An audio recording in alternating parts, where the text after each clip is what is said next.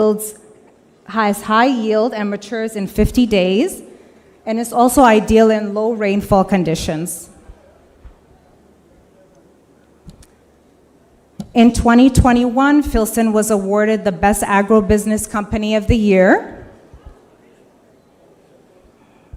Filson also won the Agro Development Business Award in 2023.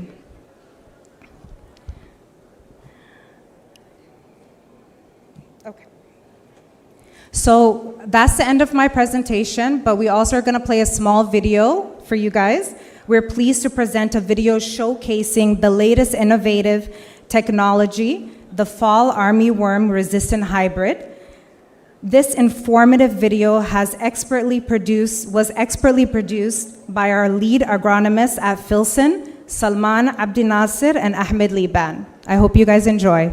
Thank you.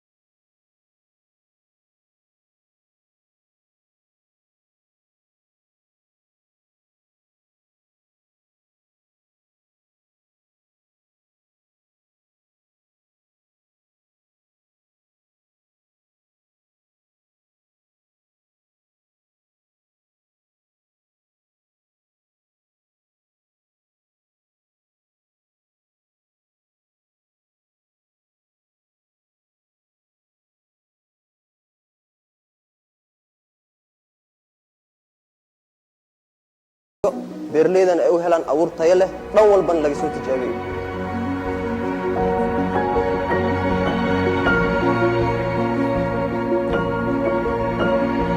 Thank you, Mrs. Mulki Maoun, Operation Manager at Filson. And we do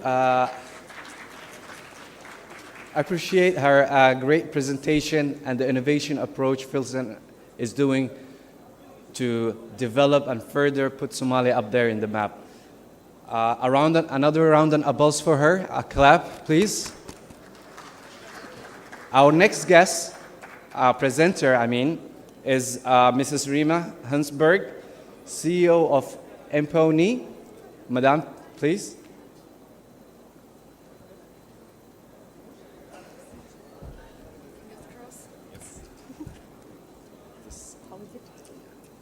Just forward. Yeah. Here? Oh my God. How is running here? Here's one.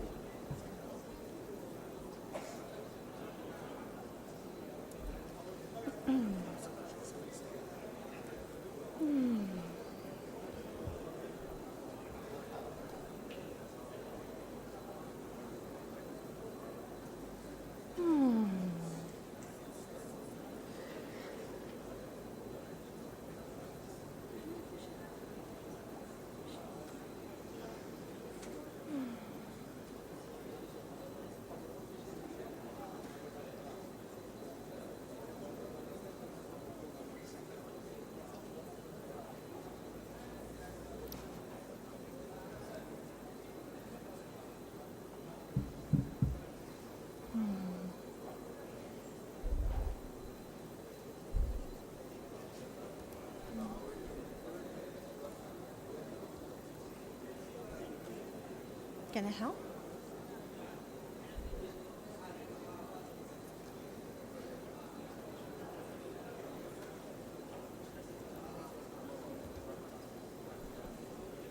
Can I start? Yeah. Good morning all together. Thank you very much for the opportunity to be here. Very appreciate for this event. My name is Rima Honsberg. I'm the founder of Empony Off-Grid Solutions. We are the company from Germany, based in Düsseldorf. We are engineers company, and we are producer and manufacturer of devices for off-grid applications, solar off-grid applications.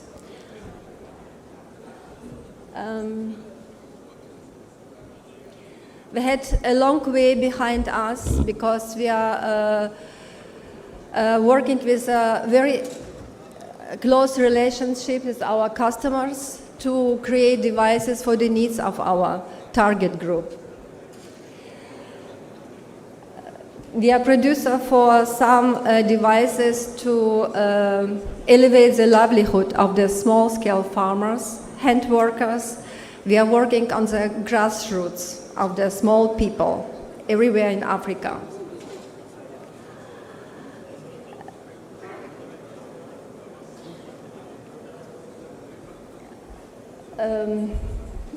It's very easy what we are doing for the people. We are trying to make the life easier for the small-scale farmers because this is a target group who has really a heavy life.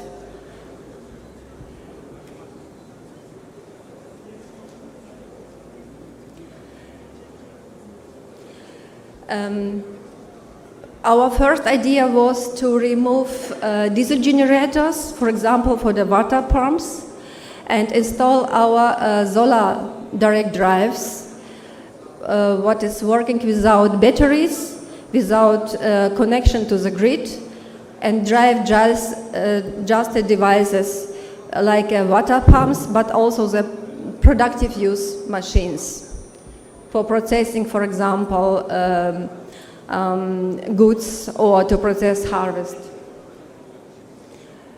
Very important to understand, with one installation of the solar direct drive of Empony installation, is it possible to run the water pump, but also every one productive use machine, industrial size.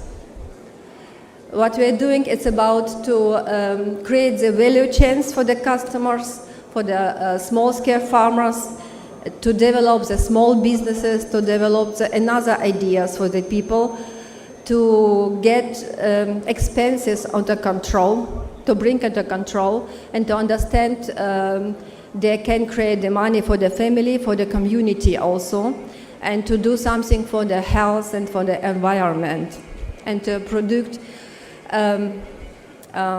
clean results in the farms. We are producer. How we are doing that? It is back, please. The side back. Thank you. What we are doing, our main product is solar direct drive, which is to run the water pumps and the productive use machines. We also created very shortly a solar cooker.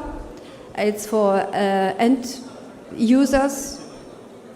Also everywhere in Africa, because we're speaking here about to avoid the charcoal usage and the wood to cooking. And it's possible also to avoid the usage of diesel generators and the batteries. We are trying to work really reliable and to reduce the cost and the carbon emissions in the community. Next slide, please. There are our devices, what we are doing. One of devices is the kit themselves. It's a solar oil press, which is running with our solar direct drive. It's a solarized unit. Also very interesting is PV module integrated battery charger, Sol Mini. Make it possible to create microgrid for the house of the farmers, for example, for hand worker, for really limited energy demands. Of course, solar direct drives, we have 2 of them. Make it able for the producers, for the farmers to work, to be productive in the working life. And our solar cooker to the right side. Another applications with our solar direct drive are really mannigfaltig. We are producer also for desalination plants in small scale, from 100 liter per hour to 300 liter per hour. It's very mobile units and suitable for a lot of villages around the coast. It's also to process the brackish water. Everything that you can find at our website. Next, please. Thank you. Thank you very much.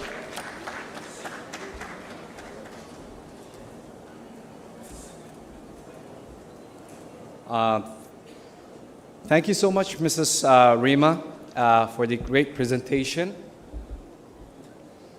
And Imponi, which is a great company in solar products, just showcased their products and made a very strong point that it's not only big projects that require solar energy, but smallhold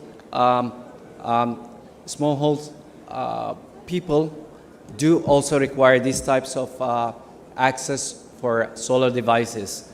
The devices are very very diverse, made for different sector in society or levels of society. Next, our presenter will be Mr. Mohammed Saeed Abukar, the CEO of Somali Meat Company. Mr. Mohammed.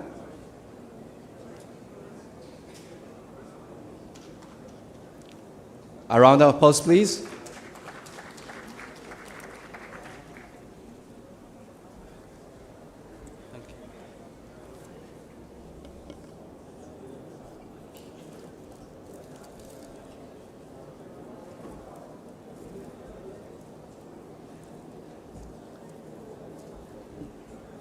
Assalamu alaikum wa rahmatullahi wa barakatuh.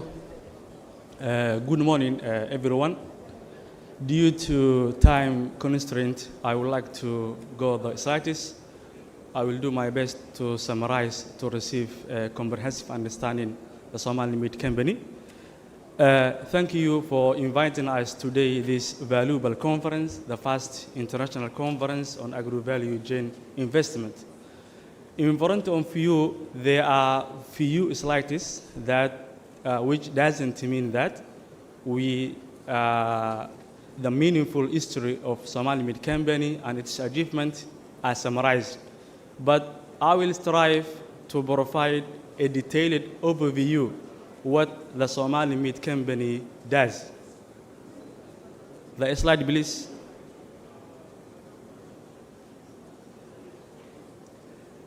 At the beginning, this business has established by Somali entrepreneurs in 1995, and this company owned by 100% Somali business person.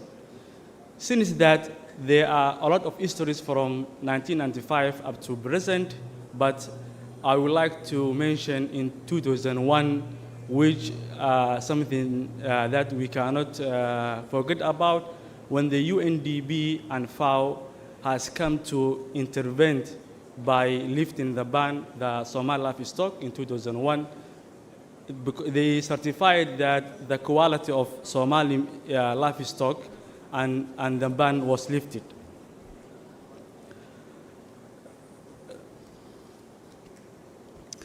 There were a rapid growth, job creation, and life-saving trade during drought and war. This company has over 300 employees, mainly women and young people. This company produces and sells for different products like beef meat or cattle meat, camel meat, sheep, and goat meat. Our mainly market are GCC, Gulf countries, especially UAE, and KSA, Kingdom of Saudi Arabia, and Oman. And we are the only company who eligible and has the only capacity to export meat from southern Somalia since 1995. The also company has food safety system. The company, if you go to the slide, the compliance slide, please. Next slide. Go ahead. Go ahead.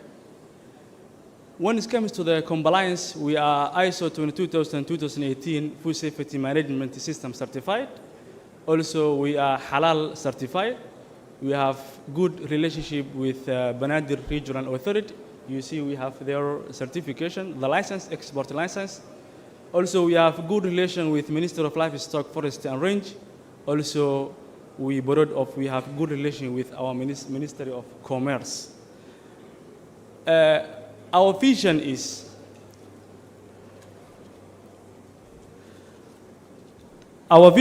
to become the consumerist first choice in red meat in East Africa for the near future, inshallah ta'ala. After this slide, we will showcase a small video. I think you will understand more from that video. For more information, you can visit our website, www.sommeat.so, SOMAEAT. You can hear about, you can read us at any time. We are here today for you, for B2B business, to provide additional information regarding to the meat sector. Let us switch on the video. Over to you. Thank you.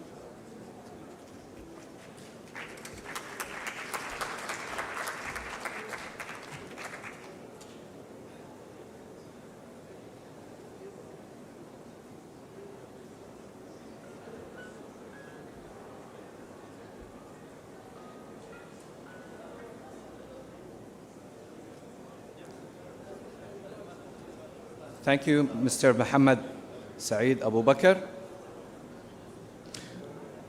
I think we're gonna have a short video for the Somali Meat Company, please.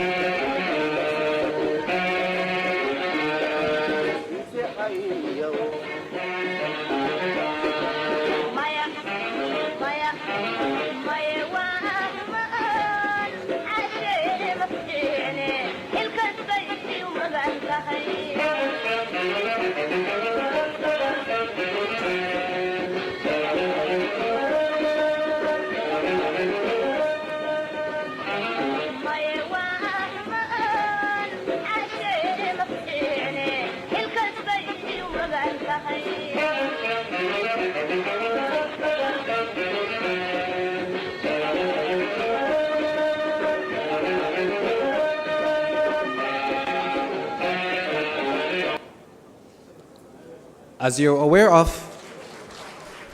a round of applause. We will thank again Mr. Mohammed Said Abukar, CEO of Somali Meat Company, the only company that exports fresh frozen meat from Somalia, and with ISO and halal certification, this puts it in the map at the Horn of Africa. This is also a great investment opportunity in Somalia, as one of the leading export products of Somalia is actually the livestock. Our next presenter would be Dr. Albert, Managing Director of Inotech. Dr. Albert, please. A round of applause, please. Yes, please.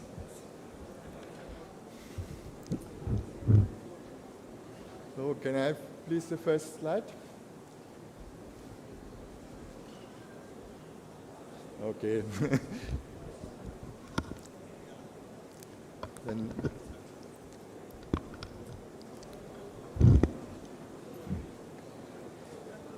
okay. Good morning, ladies and gentlemen. It's a great pleasure to have the opportunity to present the Inotech company to you. Since most of you might not know what Inotech is doing, I will give you just a brief overview about our activities. So Inotech nowadays is more than 30 years in business. We act a little bit as a link between different research institutions and the practice, and we are one of the worldwide leading companies in utilizing renewable energies for food technology. Please, next slide.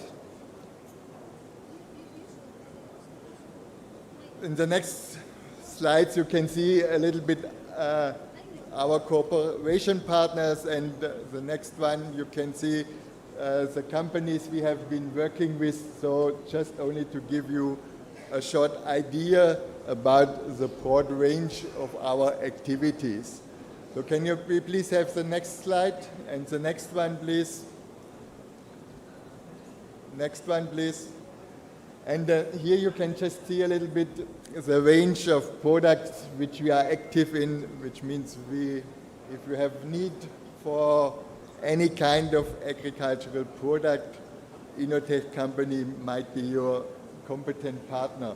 So please have the next slide. And yesterday we have learned, or I have learned, that Somalia has 3 major challenges. One challenge are the high post-harvest losses. The second challenge is the high energy cost. So 1 kilowatt in electricity costs roughly $1, and you are in need of capacity building. And for all these 3 challenges, Inotech might give you some possibilities to overcome these challenges. Please, the next slide. Next one. So if you look at this one, we are not only dealing with equipment, but we also do a lot of work in terms of the capacity building. We have a very well-equipped lab in our facilities where we can do a lot of research work. And normally, during 1 year, we have at least 3 or 4 different students from African countries, from countries and people from South America who work in our lab and who do either their master thesis or their PhD thesis.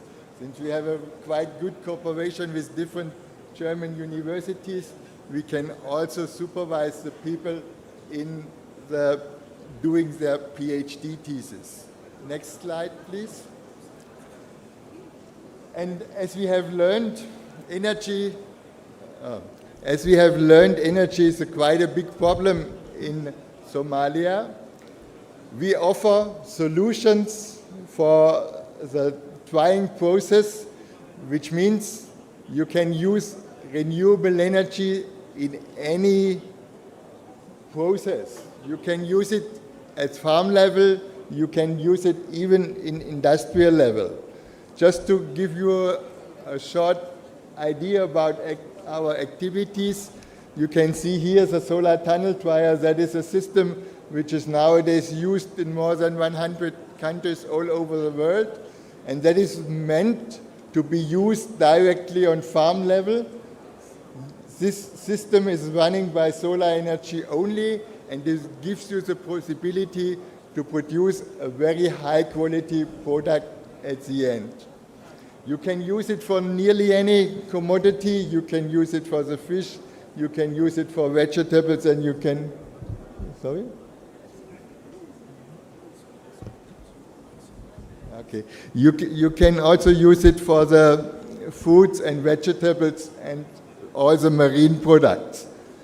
If you have a little bit a more sophisticated program and a process, you can have a look for our cabinet type dryers, and all our device is more or less very energy efficient. Since we want to use renewable energies, the first target has to be to reduce the energy requirement of the equipment, and later on to think about how to design the energy supply. This means we have very sophisticated systems. We use recuperators in order to preheat the incoming air for the drying process, which tremendously will reduce the energy requirement of the system. Please, the next slide. And even if you want to have processes with a capacity of 1 to 2 tons per batch, you can use our equipment, and even this equipment can be driven by renewable energies only. So for example, we use heat pumps for heat generations. Heat pumps, the electricity can be generated again by solar power. Please, the next slide. And this is, for example, an installation which we have done in Germany that is a system for drying of medicinal plants, which is purely driven by renewable energies. So we have the heat pump system, we have the photovoltaics in order to produce the electricity which is necessary for running the heat pump, and we have a huge storage tank where we can store the hot water. Next slide, please. And if you are, we are not only the manufacturer of drying devices, but if you are also in need of other processing, we have a very, very good network, which means if you need, for example, an extruder line, if you need a baking line, if you need some packaging lines, you can just contact us and we can help you. And even for these systems, we are normally always looking for solutions where you can use renewable energies. Next slide, please. And even now here for Somalia, since as we have learned, Somalia has the longest coast in Africa, we have a quite good solution for the fish farming and the fish processing. And also the fish farming and the fish processing, all the energy which is needed can be fueled by renewable energies. So even for the fish farming and the processing, we have quite good solutions. And we have also very good solutions in regarding the control and the management of data and the control of the entire processing. Next slide, please. So Innotech is working in more than 100 countries all over the world, and hopefully we will also start our activities here in Somalia. Thank you very much.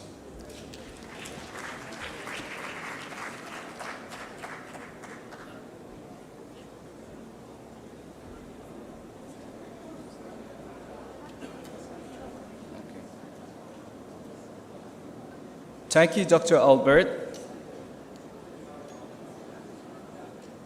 Like Innotech, technology is also vital for investment.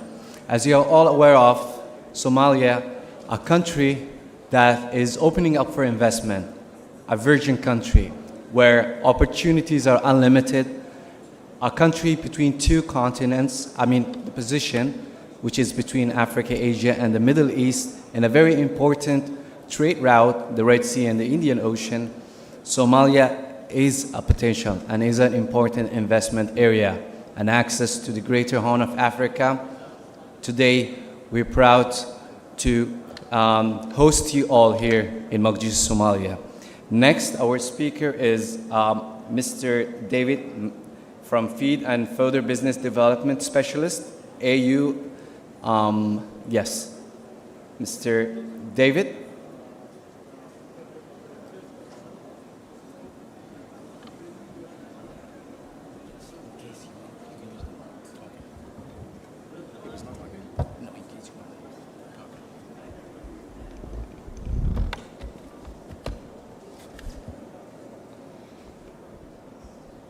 Good morning, everyone.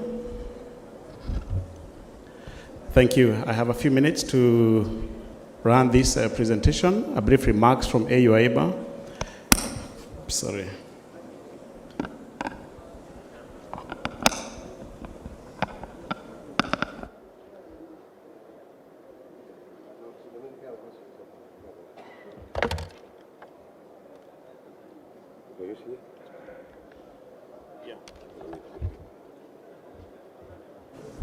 Sorry.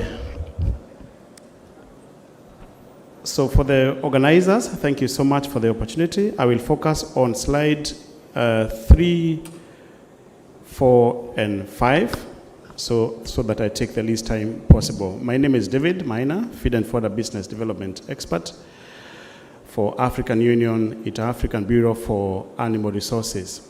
AU AIBA is a specialized agency of African Union that is dealing with the development and transformation of animal and fisheries resources in Africa.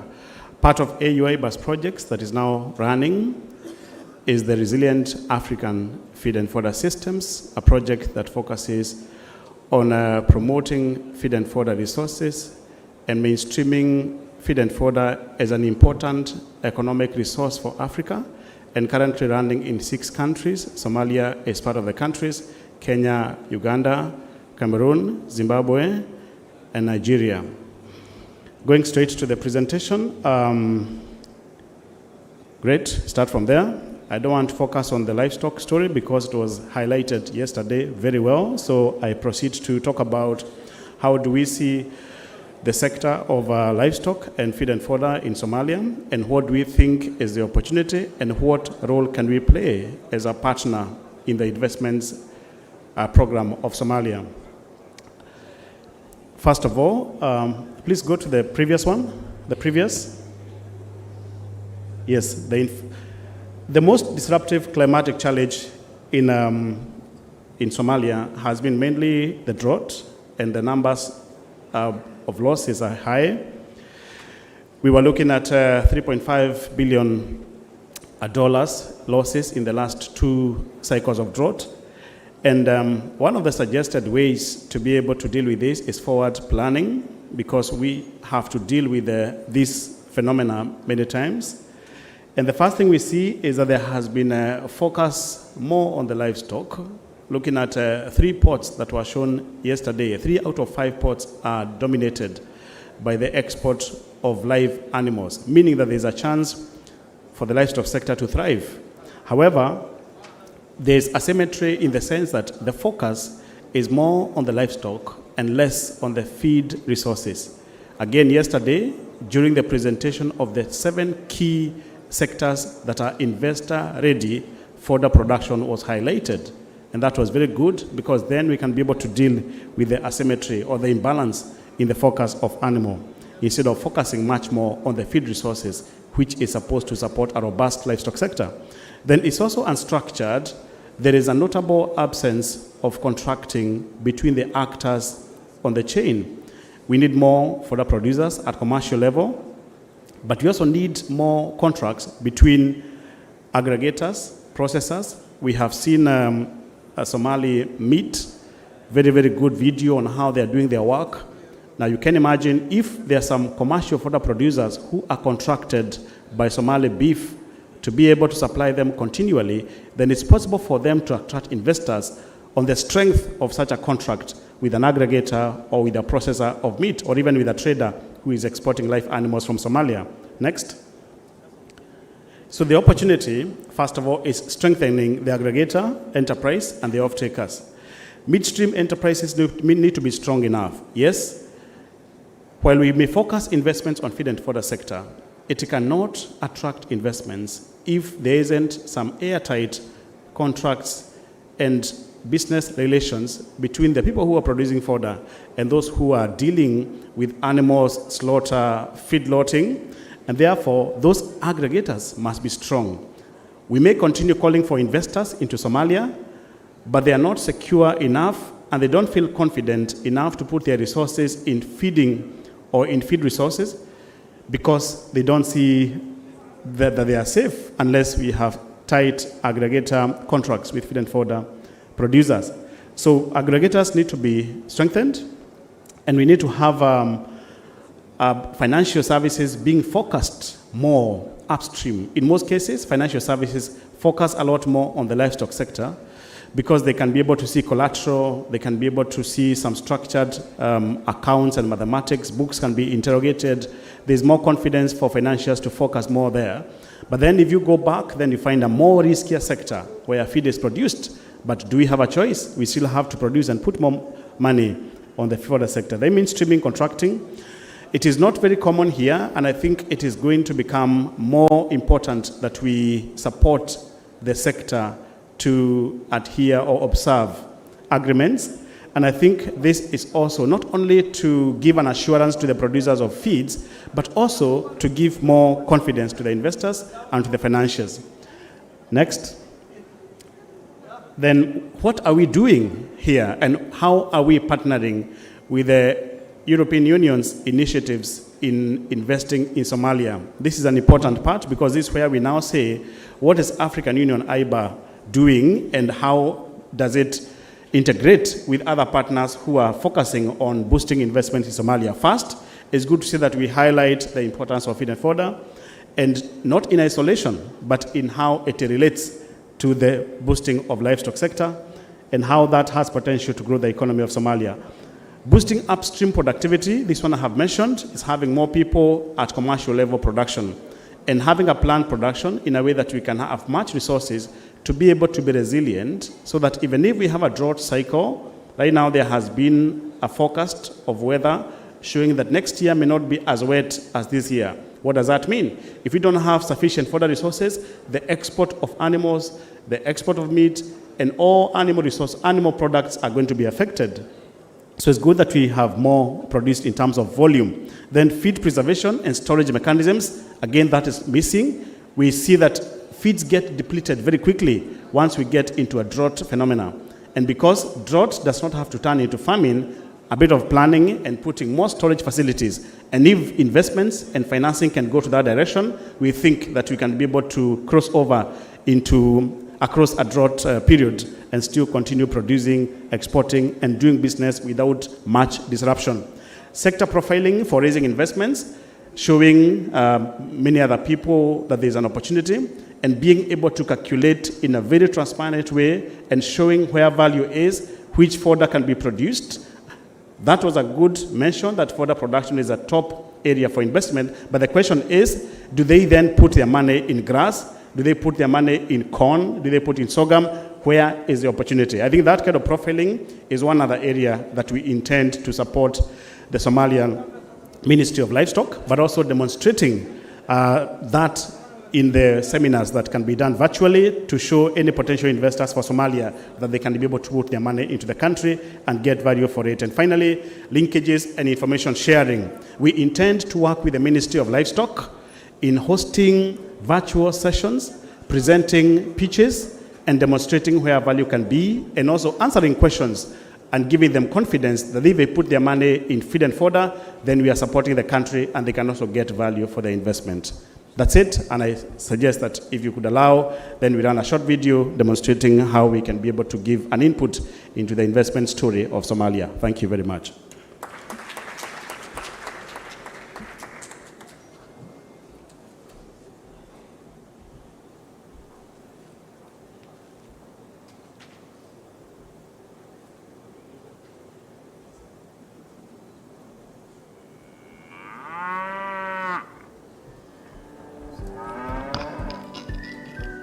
Somali livestock sector isn't just our economic backbone. It is a thriving business opportunity, contributing over 40 to 50% of our GDP, generating about $700 million annually just from live animal export. The livestock industry is a cornerstone of the Somali growth. However, one critical gap holds us back from maximizing this potential. It's the lack of sufficient high-quality feed and fodder. The Ministry of Livestock, Forestry and Range is one of the productive sector in the country, and the livestock plays a vital role for the contribution of the food security, contribution of the GDP, and the creation of the employment. So it is a very profitable sector if you want to invest the sector, because it has the longest chain of production. For example, meat, live animal, bone, gelatin, hide and skin, etc. Feed and fodder is the most important value chain in a livestock market. And you can also look at the whole vast of Somalia's livestock market. Globally, we export in live animal around 7 million annually. This is bringing huge revenue into the country, close to $1 billion compared to the other sector. So it is important.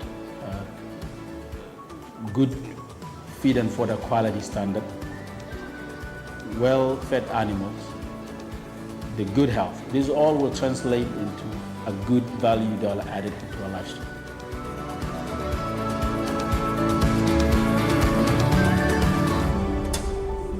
Talking about investment in Somalia, this is going to be one of the most progressive initiatives putting investments in Somalia. And looking back, one of the most important pillars of development and which is going to be very influential in rebuilding the economy of Somalia is going to be livestock. But to achieve that, there has to be a vibrant feed and fodder sector. And I think that to be able to drive livestock productivity in Somalia, to be able to boost the economy, there has to be investments put right at where it all begins, the feed and fodder sector. And that is what is likely to be the strongest influence of rebuilding the economy of Somalia. Our animal is a natural grazing animal. So to invest this sector needs, for example, fodder and feed investment, which has impact for the production and productivity of the livestock. Somali diaspora already remittance over $2 billion annual into the country. Imagine channeling part of that into a lucrative long-term investment with a high return. Feed and fodder production is the next frontier in the livestock value chain, with a strong demand locally and globally. By investing in this industry, you are not only securing profit, but also creating jobs practically for women and youth empowerment, local communities, strengthening Somali role in the global livestock market. With the government incentive and favorable policies in place now, so now is the perfect time to act. We want to invite investors everywhere and Somali diaspora. By investing in this rapidly growing sector, you can tap into a high demand market that drives not just export revenue, but overall livestock health and productivity.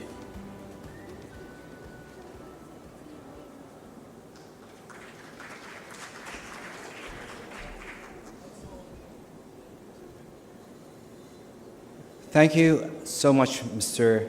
David, once again. As you are aware of, one of the leading sectors or export products for Somalia is the livestock sector, and having a very sustainable feed and fodder business will be vital. Next will be our presenter, Mr. Renato of Suba Seeds. Mr. Renato, please, we welcome you to the stage.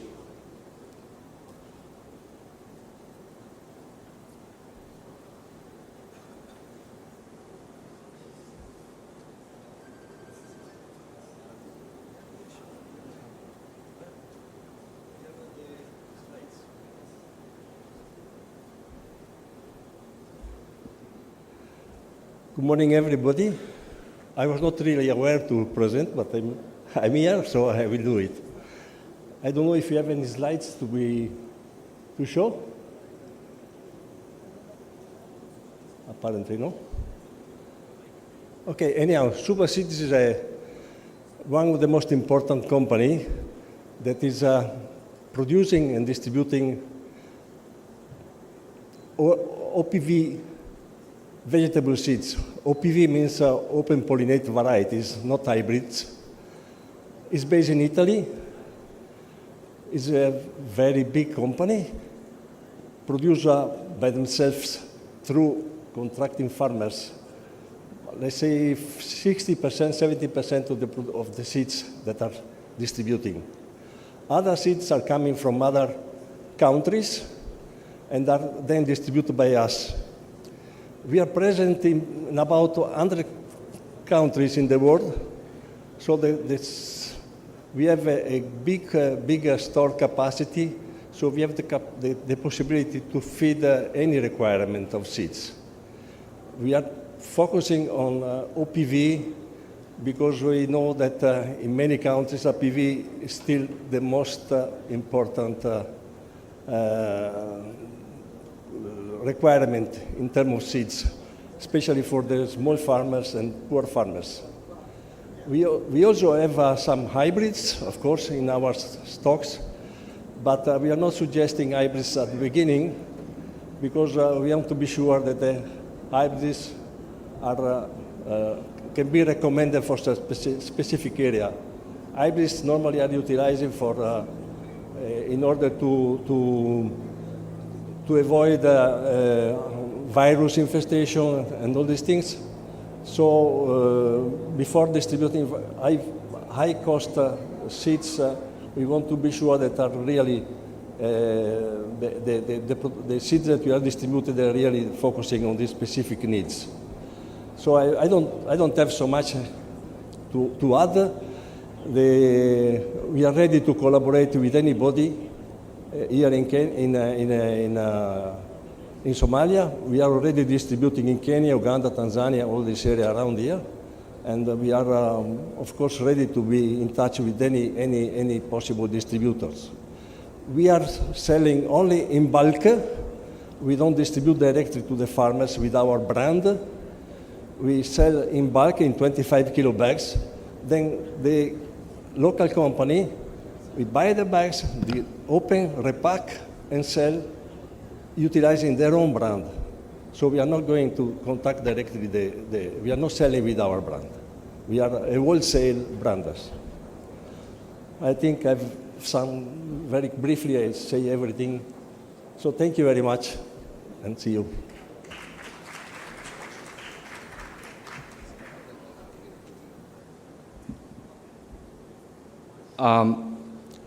Thank you so much, Mr. Renato. We have come to the conclusion of finishing the program, which was themed Business Partners for Somalia, Building Partnership and Unleashing Investment Opportunities for the Productive Sector in Somalia. Today we have witnessed remarkable minds and unwavering spirit of both local and international companies, investors in other words. The main takeaways were the immense potential for Somali productive sectors, the importance of partnership, and the need for continued investment here in Somalia. I would like to express my sincere gratitude to all the participants, speakers, and organizers who have contributed to this program, and I would like to hand over to the MC, Dr. Mahmoud. Thank you so much. Thank you, Ismail. That was an excellent session. We are moving along with the agenda. I'm informed that we have a small entertainment to keep up, energetic. May I ask media team to bring in the entertainment team?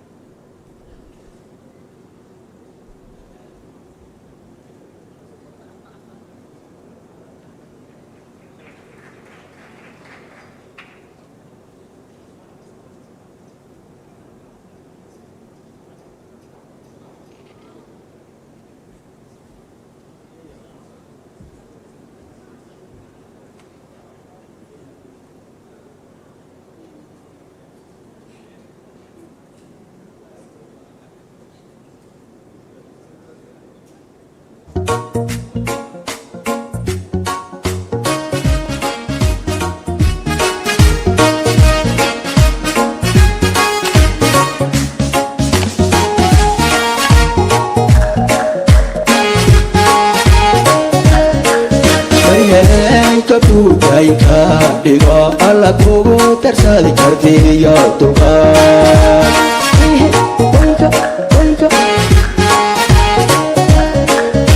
rabiyo nimxoy degenaanshayo alla kugu tarsadi kartiyo dulqaad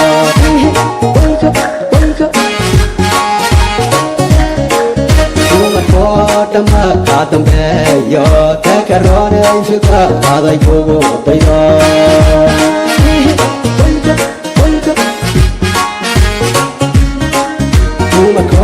dhanba kaa dambeeyo takaroonay filka aday kugu daydo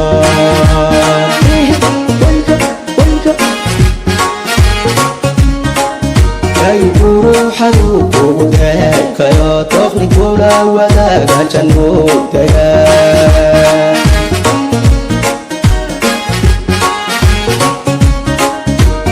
ruuxadu kugu deekayo doqni kula wadaaga jannuu degaa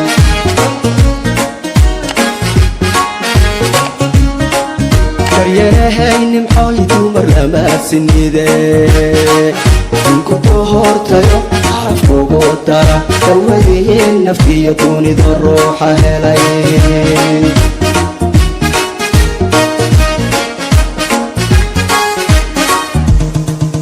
daryeerahay nimcooy dumar lama sinide inku dohortayo xafkugu dara dawadiin naftiyo dunidu ruuxa helay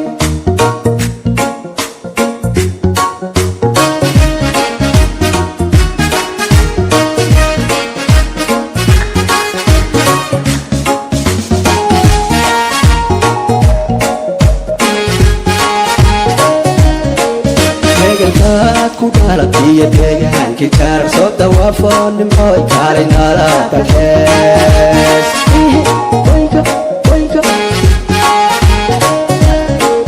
meegalkaad ku dhalad iyo deegaanki jaar soo dawaafo nimcooy kaalay nala dalxees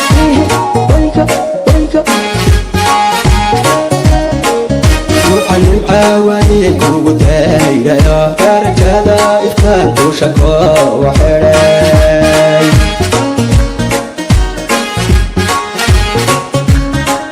ducaqaylan nimcooy kugu dayrayo darajada iftaan dusha koo waxedhay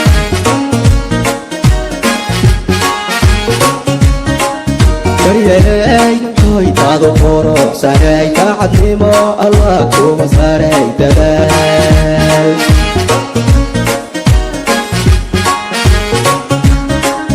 daryeelay nimcooy taado quruxsanay kacadnimo allah kuga saaray dadaal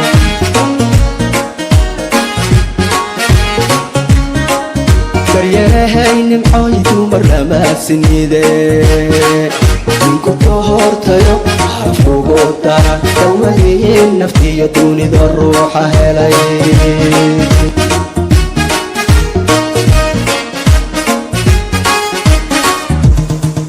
daryeelahay nimcooy dumar lama sinide inku dohortayo xafkugu dara dawadiin naftiyo dunidu ruuxa helay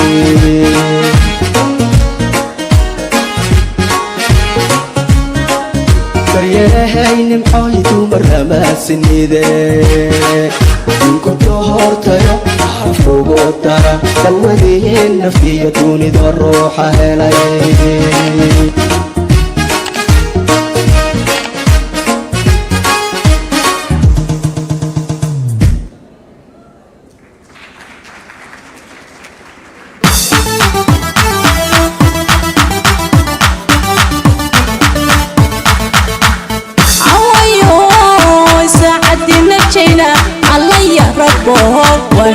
أكاديمي أويو ساعدنا جينا الله يا ربو واحدة أكاديمي أويو يلا ذا عيارة وقنكو قبايمي واحدة أكاديمي أويو يلا ذا عيارة وقنكو قبايمي واحدة أكاديمي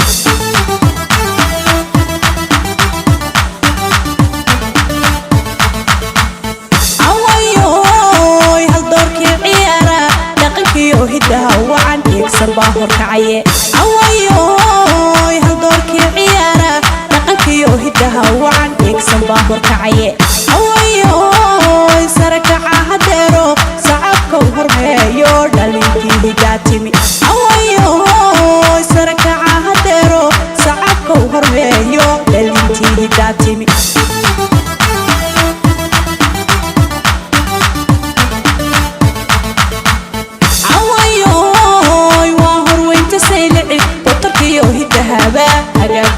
tumaye awayoy waa horweynta saylici dotorkiyo hidahaba hagaag kuugu tumaye awayoy hurro walawal kooxdu habka soo bariyo waa hidda akademi awayoy hurro walawal kooxdu habka soo bariyo waa hidda akademi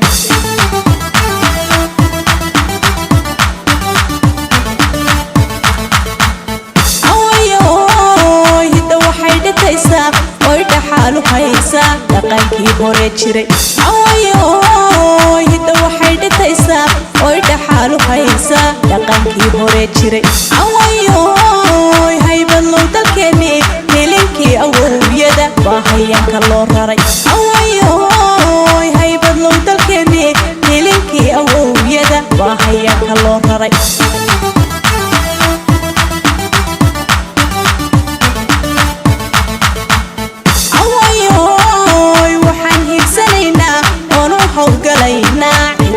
dalko hela awayoy waxaan hiigsanaynaa oonu howgalaynaa ictiraaf dalko hela awayoy Somalilanay abidka horeeyo hogaankii qarniga noqo awayoy Somalilanay abidka horeeyo hogaankii qarniga noqo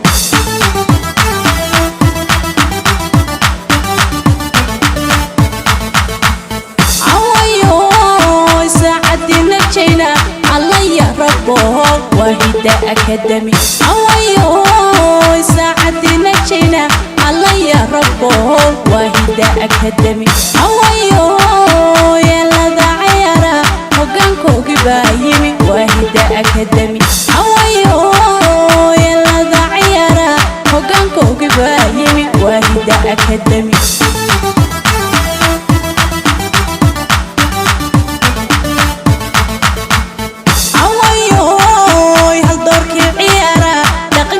هدها وعن يكسر باهر كعيه أويوي هالدورك عيارة لقنكي هدها وعن يكسر باهر كعيه أويوي سرك عهديرو صعبك وهرميو دلينتي هداتمي أويوي سرك عهديرو صعبك وهرميو دلينتي هداتمي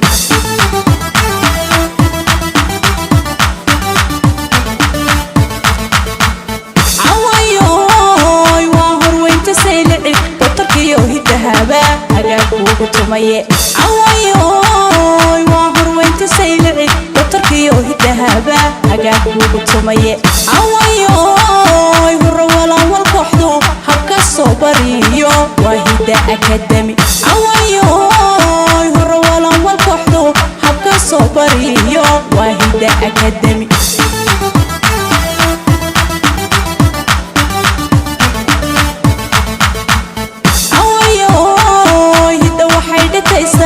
oy dhaxaalu haysaa dhaqankii hore jiray awayoy hidda waxay dhitaysaa oy dhaxaalu haysaa dhaqankii hore jiray awayoy haybadlow dalkeennii helinkii awowyada baa hayaanka loo raray awayoy haybadlow dalkeennii helinkii awowyada baa hayaanka loo raray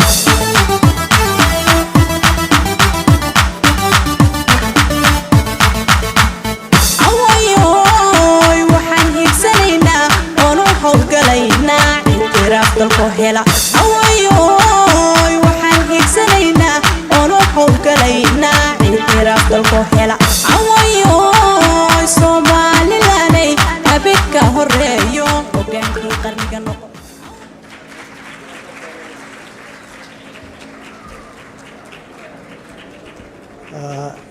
That is a lovely entertainment, Saylici in particular. Being the one that is played up at the border with Djibouti. So very much enjoyed there. We carry on with our agenda for the morning. We will have a presentation session which will be setting the scene for a panel that we will have subsequently. There are three presenters coming from both industry and government. I'll call them by names. So the first presenter for the day is Abdirazak Hassan Yusuf, Director of Trade for Ministry of Commerce and Industry. Abdirazak, join me please.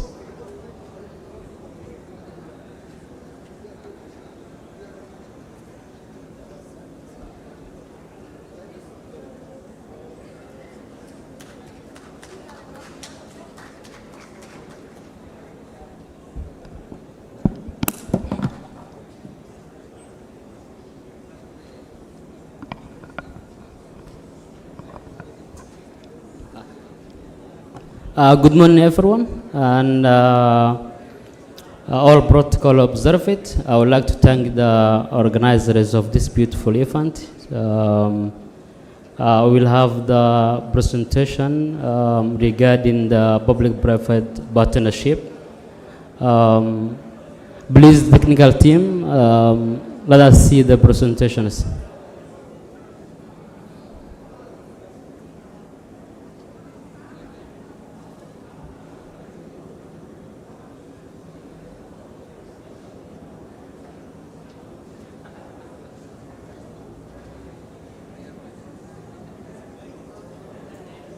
And I think this one is mine. That's not mine. Yeah. Please put the presentation of public-private partnership.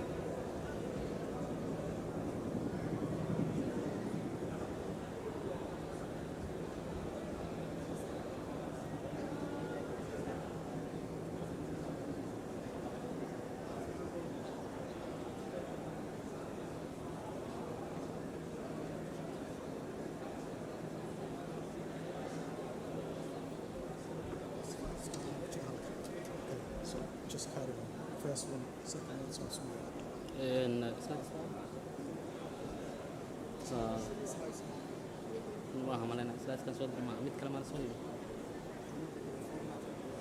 okay, but okay.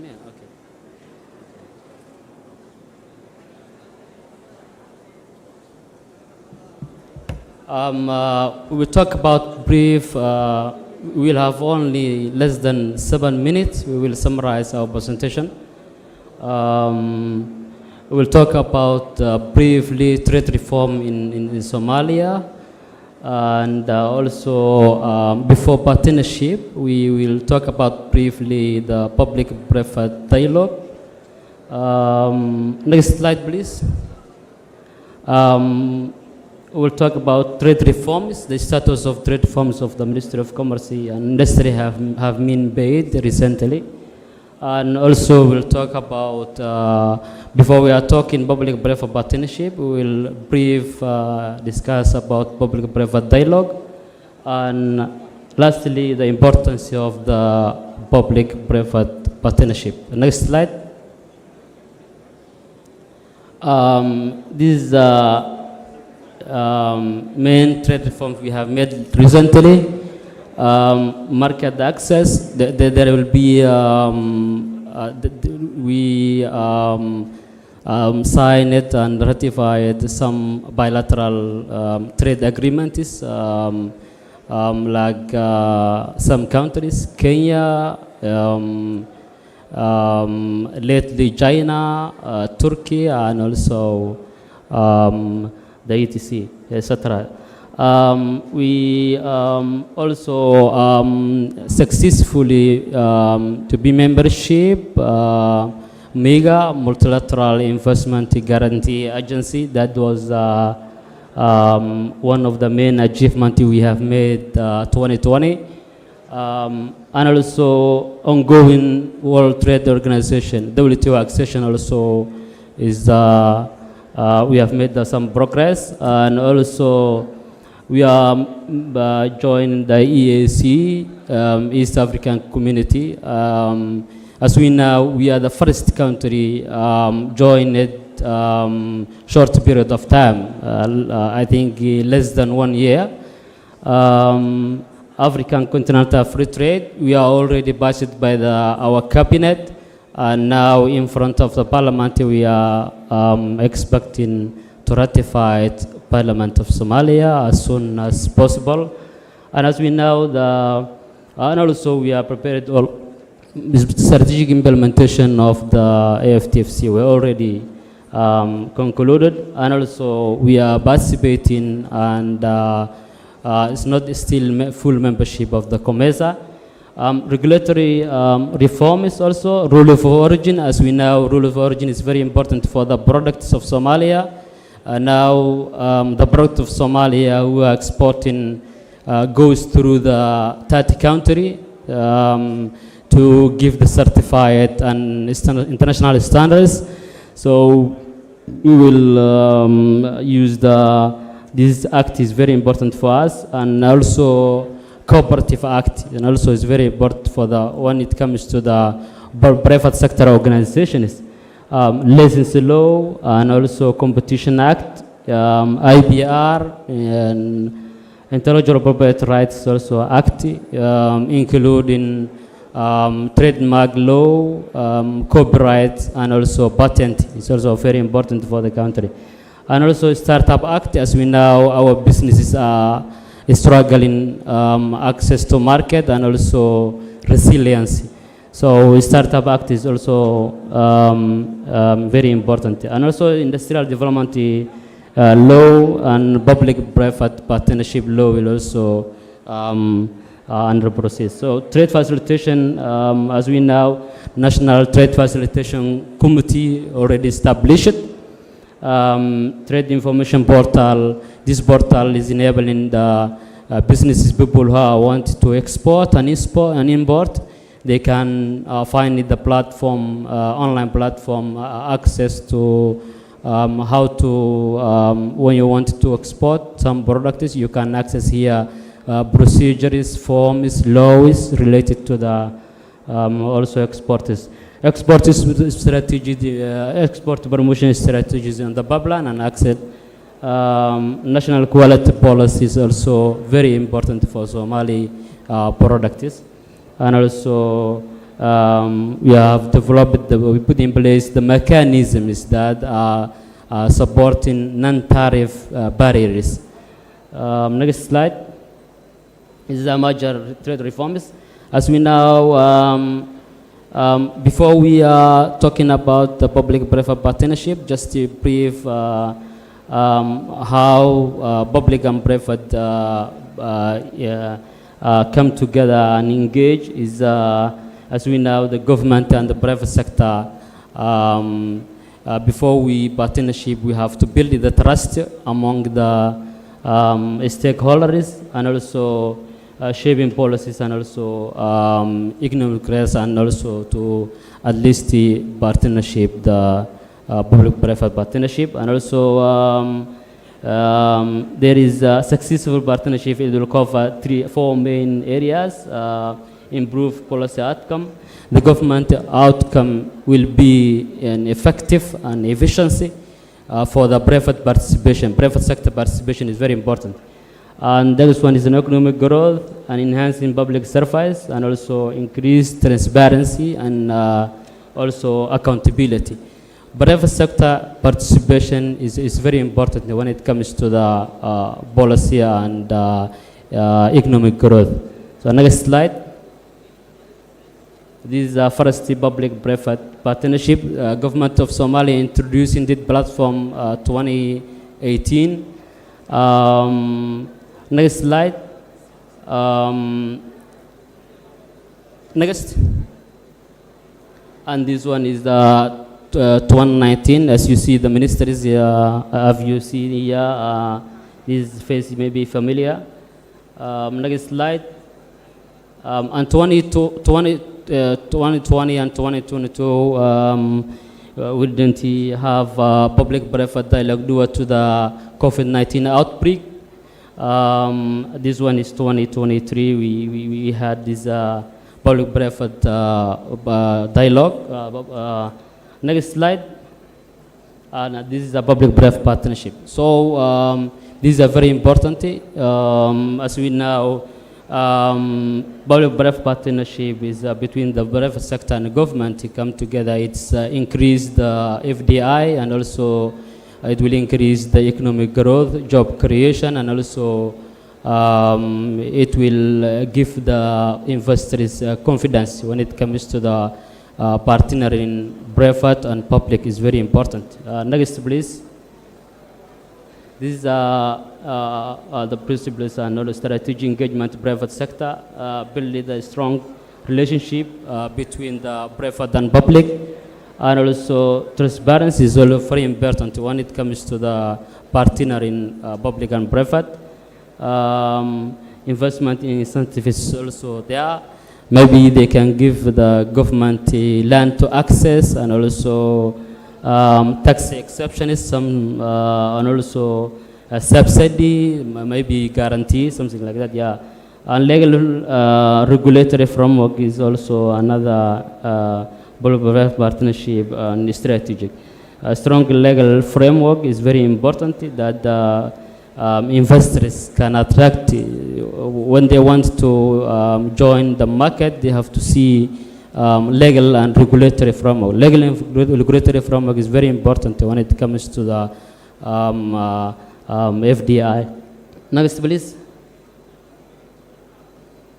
Attracting FDI, enhancing investment confidence. These are very important, and also risk share mitigation.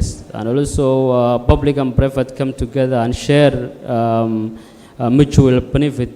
It will reduce risk mitigations. Also access for specialized experts. Maybe private sector project is very successful rather than the public projects. So maybe the improved project efficiency and also private sector expertise is very important. Next, please.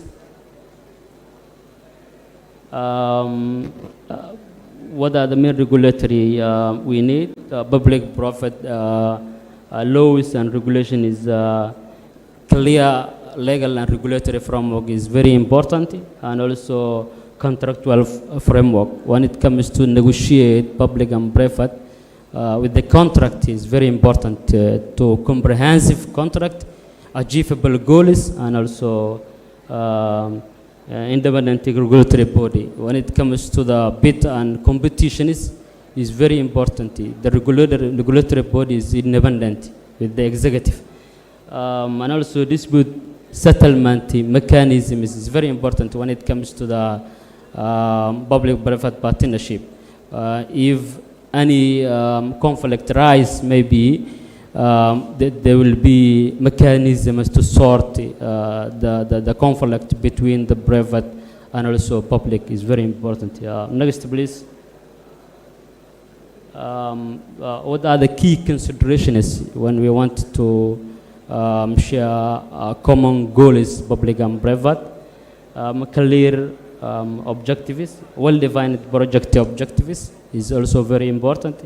Risk allocation, maybe we can imagine the risks we have been facing, and also proper risk allocations, and also public-private sector interest, minimize the potential conflict when it comes to the risk allocations, and also transparency and competitive procurement process.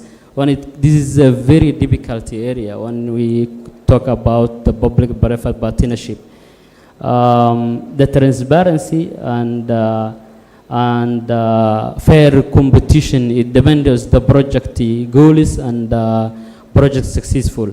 So as we know, if the bid or the process of the PPP is fair and very competitive, it will reflect the successful PPP. So next, maybe I think this currently this is actually very challenging when it comes to the public-private partnership. Contract negotiation is very complex.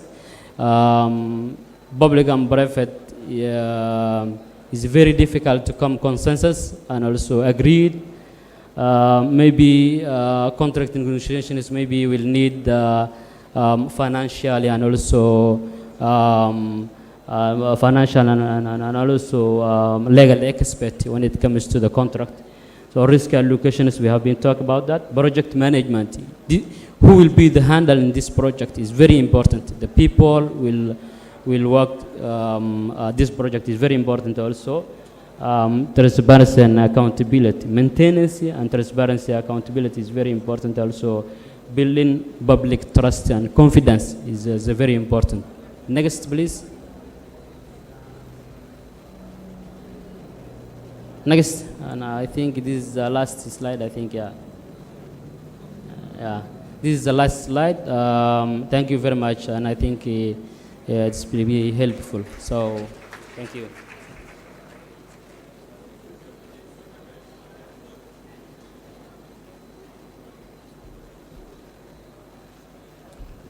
Thanks, Director Abdurrazzaq. The next presenter within this session is the General Manager of Moomin Group, who had a signing yesterday. You would remember there.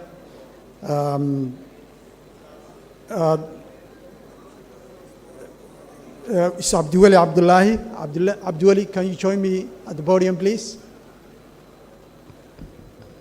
Abdiwali Abdullahi. If he's not around, I'll bring forward the next presenter, Ahmed Dubo Kainan, who will be talking about hand-in-hand initiative, a new framework for developing targeted transformative investments in agri-value chains. Kainan is a senior advisor of Ministry of Agriculture and Irrigation. Ahmed, join me at the podium, please.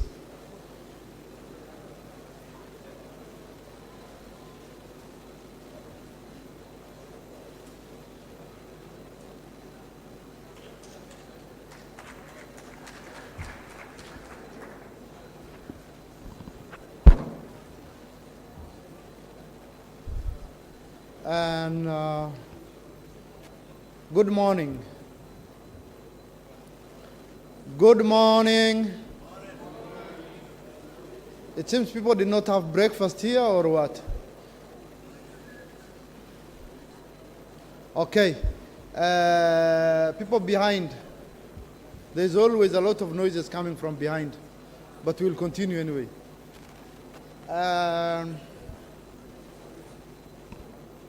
I'm presenting a hand-in-hand initiative. Hand-in-hand initiative. Who is running the slides, please?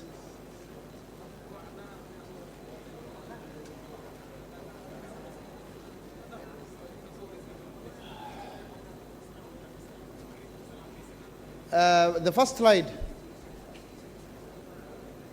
Thank you. Hand-in-hand is a FAO Director Initiative. It's being initiated in nearly 68 countries. They use a territorial approach, looking at targeting high market-oriented potential areas.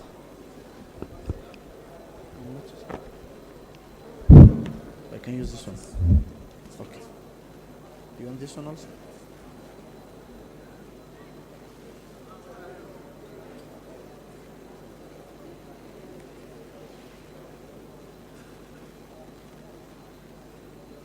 Very well. The hand-in-hand also has priority areas, particularly looking at transforming markets, providing technical implementation, and mobilizing private public investment cases.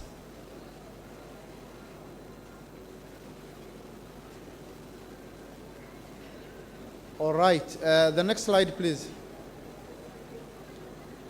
In Somalia, we looked at familiarization prioritization of the regions, prioritizing of value chains, investment cases, and lastly, partnership for resource mobilization. On familiarization, we looked at geographical scope, using data, particularly GIS, and also ground truthenings. The regions that were prioritized were Juba Valley or Juba area for sesame production, Lower and Middle Shabelle for maize production. We also looked at selecting the commodities. Then investment cases that were prioritized, particularly looking at the investment case and also looking at the enablers of that investment case. We are also organizing hand-in-hand initiatives for resource mobilization. The ministry and the minister's delegation will be in Rome starting 12th to 19th of this month, presenting these cases. The next slide.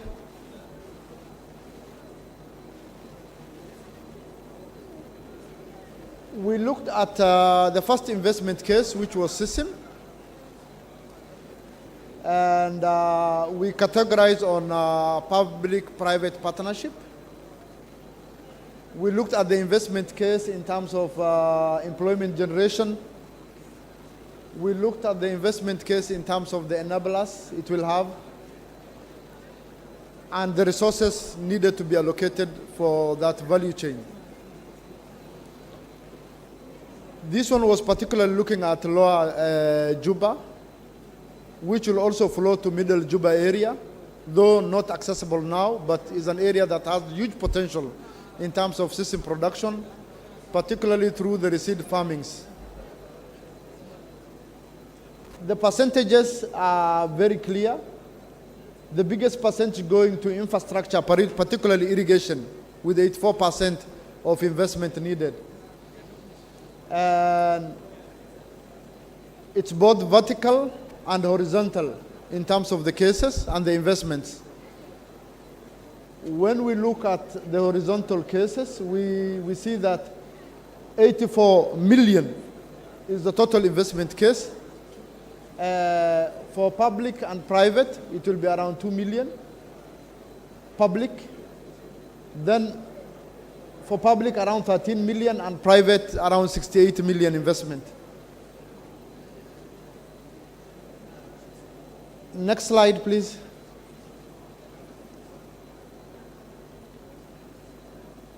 These are the economic values of the sesame and the costing in terms of sesame oil, mechanization, irrigation innovation, value actors and skills in terms of the institution, and value chain actors in terms of the logistics that will be needed. Next slide, please.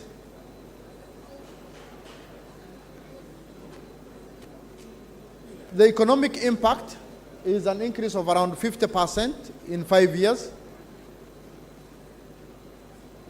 And employment statistics shows that we will have around 200 permanent employees and around 31,000 temporary jobs created. Revenue will increase by 15 million. And the government taxes will also be generated for local development, about 90% from sesame oil. 50% increase, 200 jobs, and 31 temporary jobs will be created.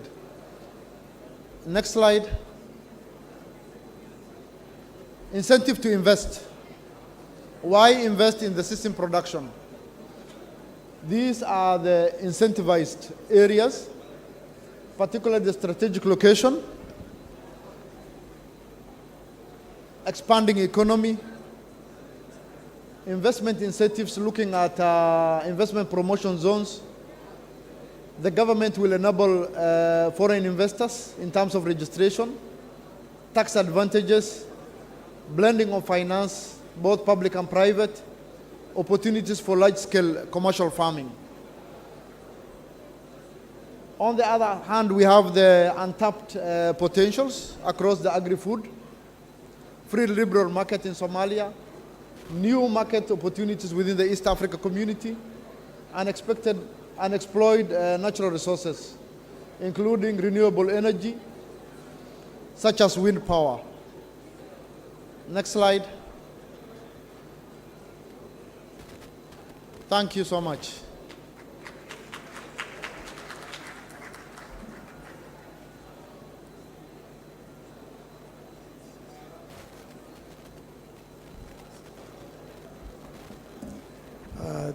Thank you, Ahmed. The hand-in-hand initiative presented here, in a way, actually shows how public-private partnerships could be promoted by utilizing an independent analytical framework where different value chains could be examined objectively, and investment opportunities could be highlighted by real data in terms of cost-benefit analysis that was mentioned there. We move along the agenda. The next presenter is Abdiweli Abdullahi, General Manager for Moomin Group. Abdiweli, join me, please. I understand Abdiweli is going to join us some success stories. Abdiweli, are you in the room? No. In that case, I will take a very brief 15 minutes break for tea and reconverge 11:15 back into the room, please. May I emphasize that we have a lot more sessions of the agenda that we need to cut through, so a quick cup of coffee or tea to grab and walking back to the room. I would really appreciate to reconvene on time here. Thank you.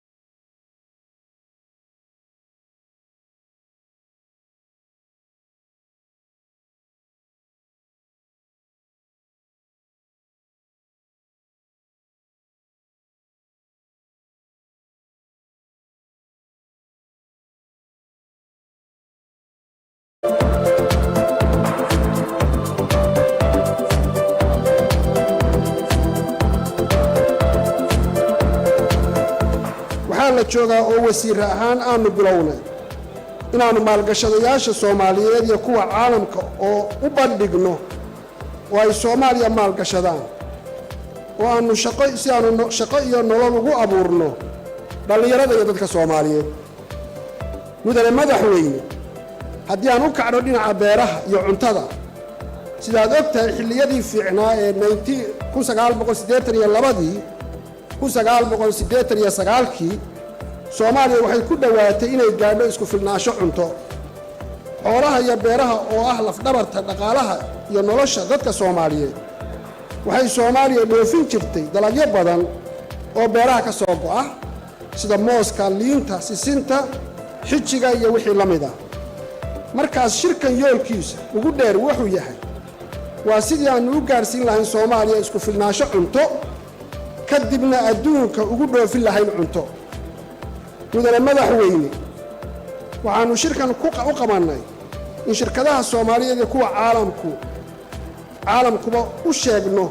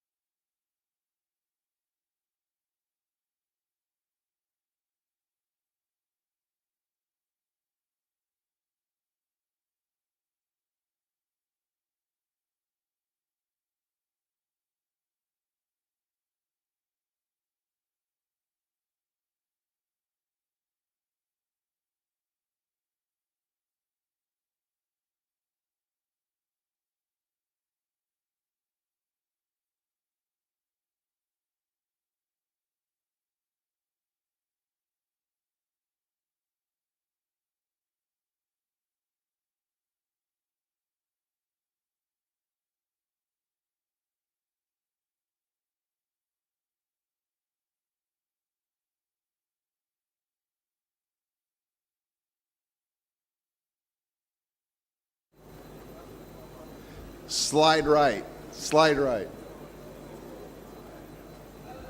Can you guys move the next slide, please?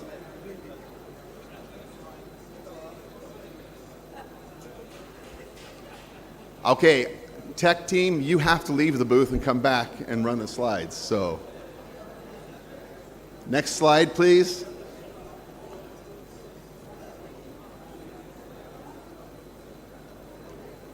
Can you advance the slide, please? The first slide.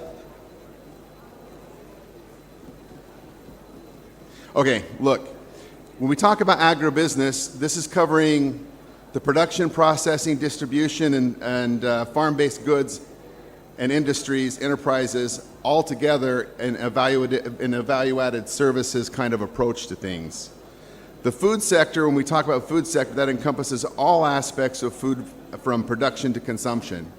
So this conference is an embodiment of looking at these sectors. It'll help me a lot if I can get my slides.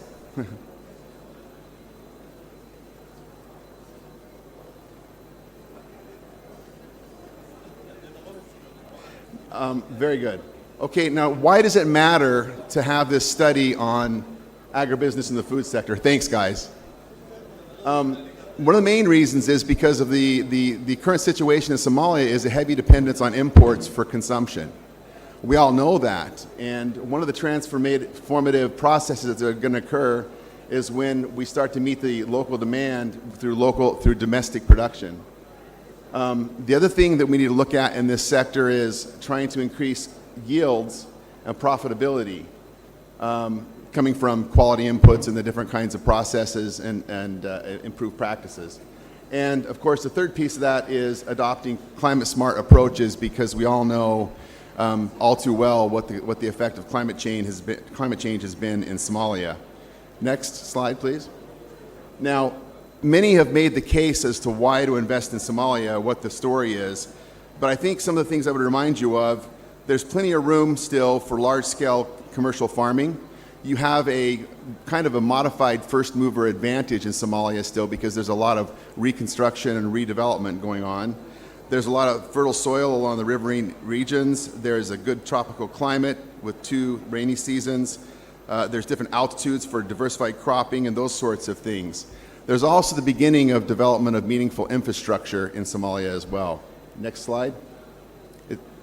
So one of the things that they've talked about, and I think it's in some of your information in the program and stuff, is Somalia has a good start on ports. There's actually 7 ports. And a couple of them, the Mogadishu port and the Berbera port, are deep water ports. Next slide, please. In terms of production in Somalia, there's mainly 2 ways to look at it. There's the riverine regions, areas which do a bulk of the production. There are a wide number of varieties of different vegetables, maize, sorghum, different things produced. And then there's the dryland agricultural approaches. Next. Okay, so in this study, we looked at a number of subsectors, and I'm not going to go into all of them. I'm going to go into a few of them. The ones I'm going to look at are the agri-input sectors, subsectors, the agro-processing, climate-smart agriculture, and advisory and standards. But when you look at the actual report, there's actually more areas that you can go into in the report. Next slide, please. Okay, so now in terms of investment opportunities, when you talk about agri-inputs, and there are a lot of examples here about the agri-inputs and addressing the opportunities to invest going on, you're looking at any resource used to increase the success of a crop, such as seeds, fertilizers, machinery, and labor. There's 2 main areas of inputs that I would kind of highlight. It would be inputs for growth, which would be your fertilizers, seeds, pesticides, those sorts of things, and your inputs for mechanization. Now, in terms of the sectoral attributes, we know that production right now in Somalia is under where it needs to be, and also spoilage is very high. So that's an area. There's a lot of opportunity for increasing production. Some of the areas that are ripe for opportunity for investment are agri-input research and development, inspections, in-country agri-input distribution, and some of these things are already being addressed from some of the presenters that have been here in the conference. Next slide, please. Now, in terms of inputs for mechanization, you've seen already some of the different companies here doing large-scale farm equipment, tractors, plows, planters, and irrigation. These are tremendous opportunities, and already you're seeing the use and utility of that, creating productive partnerships with European companies. And the next one is in and around inputs for growth and crop protection. It's already been said here, when Philson did their presentation, they talked about soil sampling and analysis. And if you look at any soil mapping in Somalia, it indicates deficiencies in significant macro and micro plant nutrients. So there's a need for increased use of nutrient products, both organic and inorganic, to help increase production. So if you look at this slide on the right, in terms of the utility and use in Somalia, nematicides, fungicides, herbicides, and insecticides. The insecticides market is the biggest piece of the market that is being addressed. So there's opportunity and need to address all of these different crop protection products. Next. Now, in the report, we highlight certain case studies of companies in Somalia that are addressing these and also are potential partners or investees. Philson, who already presented earlier, is one of those case studies, and you can I won't go into much with them because I think they've already presented. Next slide, please.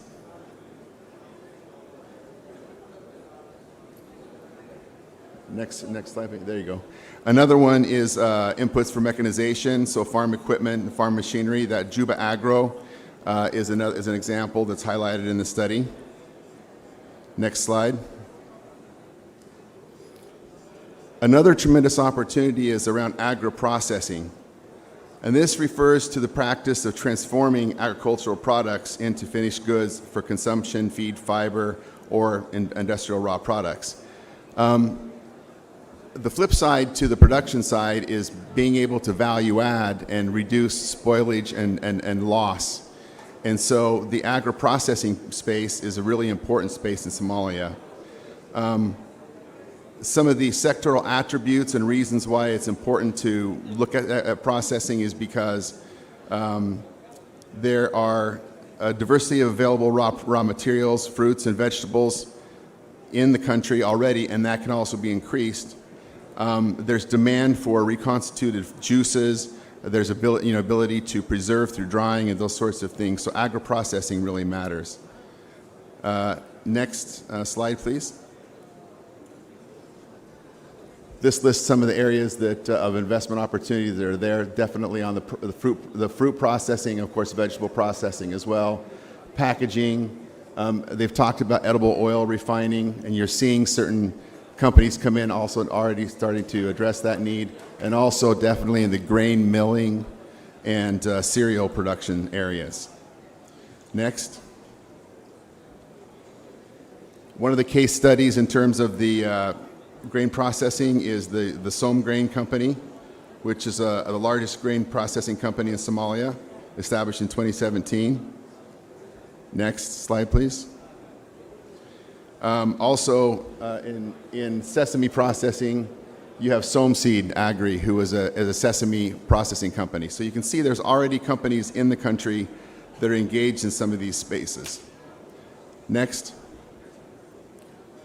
One company that is addressing the processing approach is Sompac, who are producing cartons and boxes for protection and shipping. Definitely in the banana sector, if you don't ship the product in a protected way, it's going to have a lot of spoilage, wastage, bruising, those sorts of things. So packaging really matters. And so the whole point of this study was to highlight these many areas of need that are here in the country. Next slide, please. So the next area of highlight of definite need is around climate-smart agriculture. And when you talk about climate-smart agriculture, this is really an integrated approach to managing landscapes, crops, livestock, forests, and fisheries, etc. There's three purposes of climate-smart agriculture. It's to increase productivity in a sustainable way. It's to look at adaptation to climate change and also mitigation of contribution to climate change. Some of the reasons why we need this kind of investment is because we all know too well about the climate shocks and what's happened with drought in Somalia, and also the need to not contribute to greenhouse gases and making things worse. Next slide, please. One of the case studies that could be looked at in terms of looking at sustainable approaches is the Moming Group, who was going to present a little bit earlier in terms of what they're doing on the banana production side of things. Next slide, please. Another main area of opportunity in the investment opportunity side is in the research and development side of things. Private research and development really can span a whole number of applications, looking at basic plant and biologic research approaches, plant breeding and production of seeds, propagation and seedlings, producing agrochemicals for plant protection and also for fertilizers, processing storage equipment, etc. But the reasons for having research and development that is local is to address the local needs in a very responsive and engaged way. And you've seen companies already profiled here. Again, Philson is one of the companies that's involved in that, and there are others as well. Next, please. One of the case studies that kind of emphasize the need for research and development would be, for example, Better Dairy, or any kind of a dairy or livestock company. Definitely yields in milk and animal health happens whenever you have the right kind of fodder production, the right kind of nutrients coming in, and so you definitely want to be able to research and track that and prepare for that. Next slide, please. And finally, the last area of investment opportunity is in and around private applications on advisory, standards, certifications, and best practices. Any kind of product that's going to be coming out of the Somali market that's going to go into any kind of an export market is going to have to meet certification standards. As it was said earlier, a lot of the certifications now are coming from external certification organizations that are given reciprocity to come into Somalia and look at the products and certify them. But there is a tremendous need and opportunity to provide these services in conjunction with scaled farming. Next. So that was a very, very quick run through of those different areas. This study is available as a promotion piece, again, on the SomaInvest website. You can also, if you want to if you can get your phone on that, that's the same study is posted on LinkedIn, and you can go there and look at the study there. But before I let you go, I wanted to give you a few stats, because this is an international investment conference. I wanted to give you an indication of some of the linkages to Europe and investors. So go to the next slide, please. In addition to the study we did with SomaInvest around agribusiness investment, we did an EU mapping study of European business in Somalia. Go to the next slide, please. The respondents that we had, next slide, please. The respondent numbers that we had in this study weren't as big as we would like, but it was a representative sample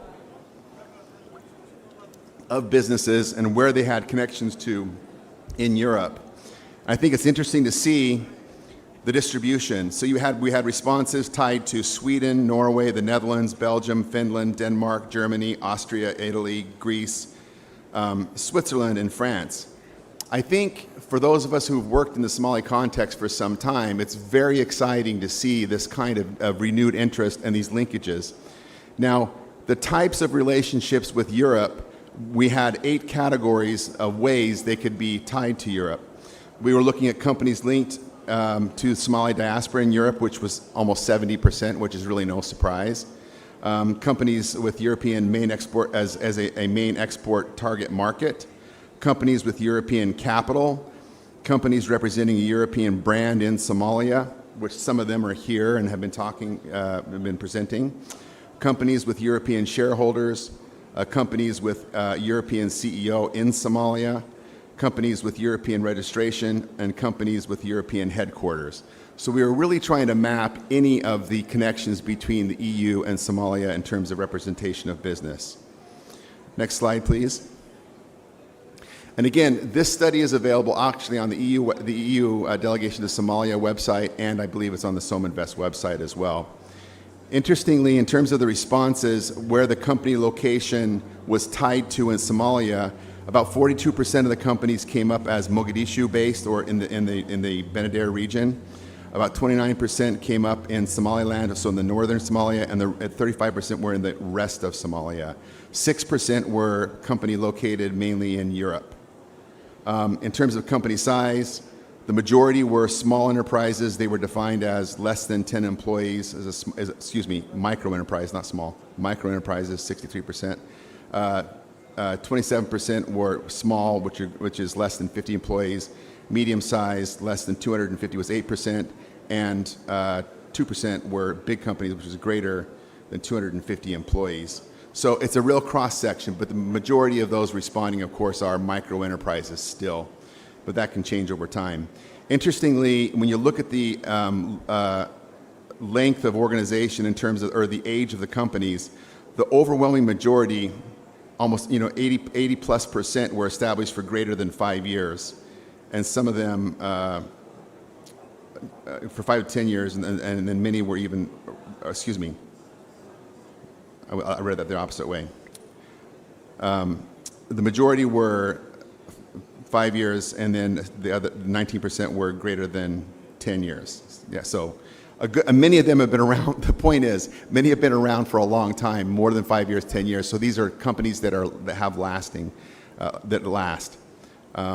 In terms of revenues, 56% were less than $1 million, 38% were less than 10 million, 4% were greater than 10 million in revenues. So it gives you an idea of the size of companies. Next slide. And this, I think, is interesting because you look at across the economic activity areas these companies represent. The first and biggest area is, of course, the fresh agro products and fisheries sector. 25% of the companies were involved there. And of course, that's manifest by seeing what we have here in terms of European companies coming in, having connections. The other areas represented was the energy and environmental services sector, health and social services sector, oil and gas area sector, construction engineering, processed agro products, education services, construction materials, transport services, communication services, distribution services, computer and electronic services, miscellaneous manufacturing, and legal services. So a real cross-section. And then my final slide. When we talk about, go to the next slide, please, on the final slide. When we talk about investors, a lot of times we say that as if it's like a monolithic, like a single definition kind of thing, and it's really not. Go to the next slide, please, guys. Investors invest in many different ways.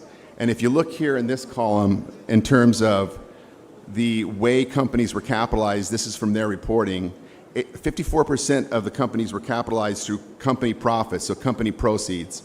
27% were coming from friends and relatives and close relationships, which is the startup type.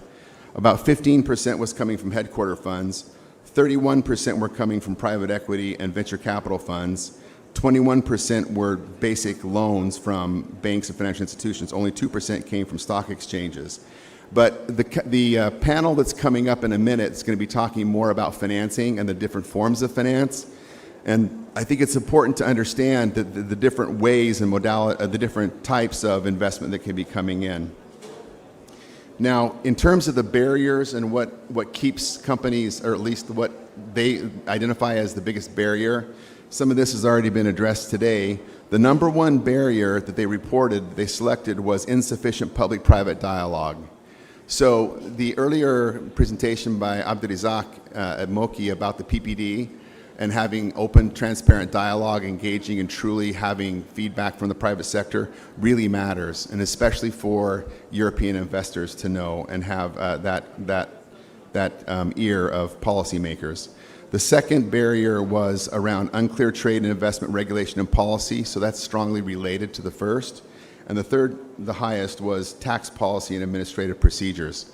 So the conversation like we're having here and the conversation that will be done more specifically under the national PPDs championed by Moki are really important mechanisms. So my responsibility was to go through the report and show you some of the areas for agri-investment. I think I'm speaking to the converted because you're here because you already believe this is a market to invest in. So I had an easy task. All I was doing was pointing to some of the obvious low-hanging fruit. But it's a pleasure to be here. It's good to interact with all of you. I count many of you as good friends, and I hope you enjoy the rest of the conference. Thank you. Okay, thank you.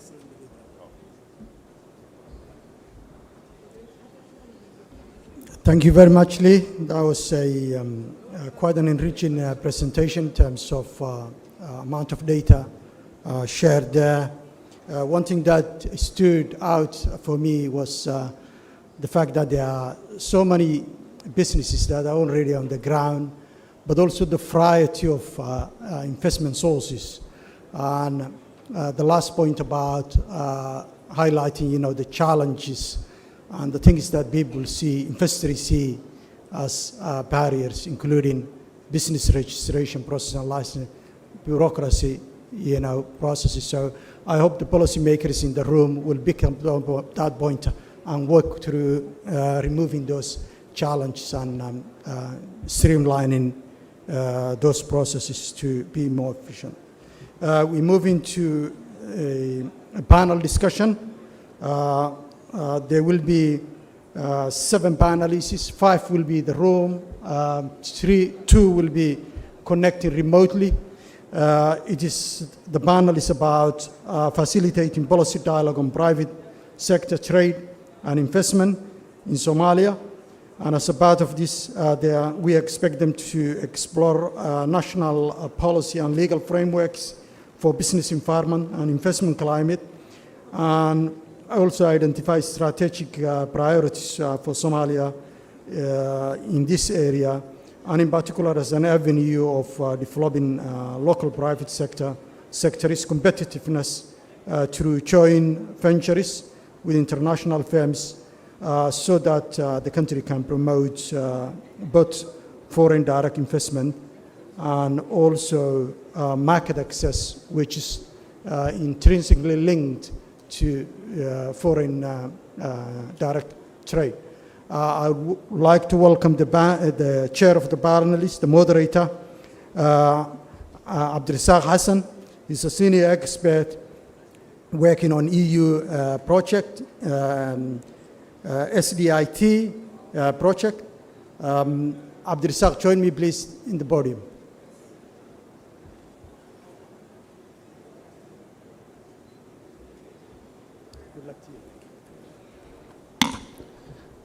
Thank you so much. Thank you again, Minister of Agriculture and Irrigation. Thank you, EU, for supporting this critical initiative.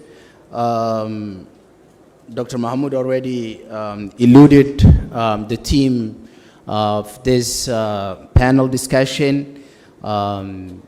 This initiative rightly identifies the role of investment in agriculture. In relation to that, we assembled today a premier expert in the field of investment and organizations. First, I would like to welcome Hodan Osman, the president of Somali Development and Reconstruction Bank. Hodan, welcome. Anyway. I would like to welcome Abdulrazak Hassan, the Trade Department of Trade, head of the Department of Trade in Moki. I would like to welcome Abdullahi Abdi, Senior Policy Advisor at Minister of Commerce, Minister of Agriculture and Irrigation. We're all here. I would like to welcome Ahmed Goure, IFAD country representative.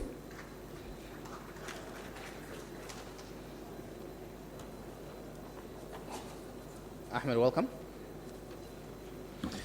I would like to welcome Wembeke Braga, investment officer at IFC.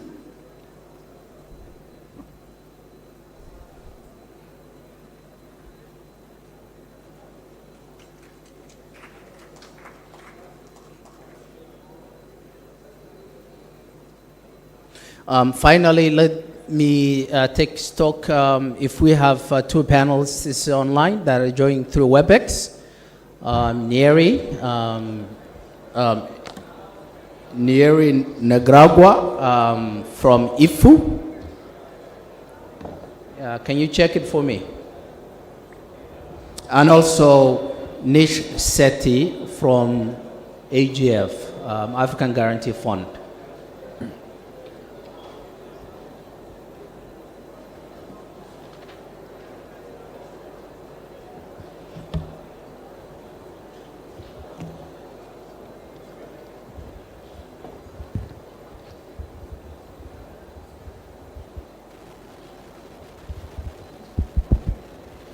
Thank you so much.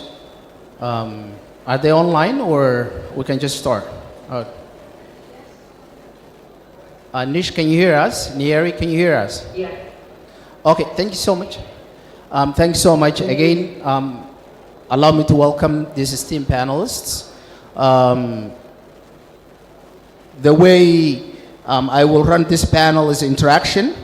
I will expect some questions from the public. I will give you an opportunity to engage with the panelists, both the ones that are here as well as the ones that are online. I will mix it so to have a more interaction between questions and interventionists. With that, I will give the first intervention to our host, Minister of Commerce, Minister of Agriculture and Irrigation, Abdullahi Abdi.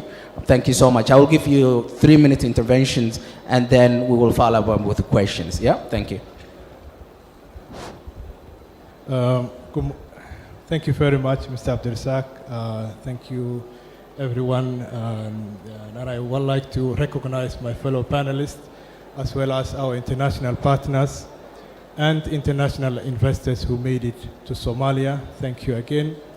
I will simply start to remind ourselves that yesterday our President, His Excellency Hassan Sheikh Mohamud, and our Minister from Ministry of Agriculture and Irrigation reminded us that the story of Somalia is pretty much linked to the broader story of agriculture, and that our social setup, our history is linked in the field of agriculture. And if you look our economy, our society, agriculture plays a key function within our society. Agriculture remains the key component that informs our economy.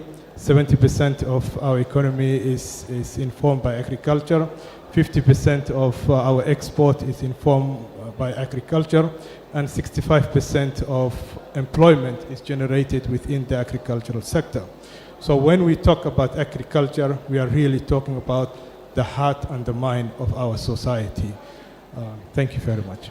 Thanks so much. I will come back to you later. Probably we will look later area for investment opportunities in our agriculture sector, investment readiness, the business environment. Also, I would like to give the floor to Hodan Osman, the president of Somali Development and Reconstruction Bank, a newly re-established bank. This is an opportunity for you to share with the general public, investment community, development financial institutions, other partners, the role of the Somali Development Bank in relation to investment in the core sectors of the economy, particularly the productive sector, as well as the agri-value chain. With that, thanks, Odom. Thank you, Abdelrazak. Assalamu alaikum, and good afternoon, everyone. First, I'd like to congratulate the Ministry of Agriculture on hosting such an incredible event. It's the first, and I'm hoping it's definitely not the last. It's been really great to engage with all the companies here that came today and all our partners today. As Abdulrazak introduced me, my name is Hodan Osman. I'm the president of the Somalia Development Reconstruction Bank. And this bank, although it's been around since for the past 40 years or so, and it got its legal standing in 2014, it was recently revitalized just around March, April. And there's lots of reasons for that. I think as all of you sitting in the room are aware, Somalia has been going through a massive transformation in the past 10 years. Lots has happened in terms of progress on the security front, on the political front. From an economic perspective, we've joined the East African Commission. We were able to get debt relief last year, which would allow us access to much needed concessional financing for real development projects. In terms of financing, we've licensed more banks. I think even with the commercial banks in place, there's still so much demand financing, particularly the productive sectors. I think even the last stat I saw, the total assets of commercial banks have quadrupled in the past few years. The commercial banks have actually even doubled their lending to the private sector as well in the past few years. So even with all of this progress, there's still a real need for financing, particularly financing in areas that are much needed, especially the productive sectors of agriculture, fishery, livestock, as well as the enabling sectors that are absolutely necessary for this as well, which is energy and infrastructure. So the Development Bank is really seen as a core investment vehicle for the government to see how we could actually provide real financing to the private sector, but also financing that's patient, because a lot of the times we're seeing some of the financing out there requires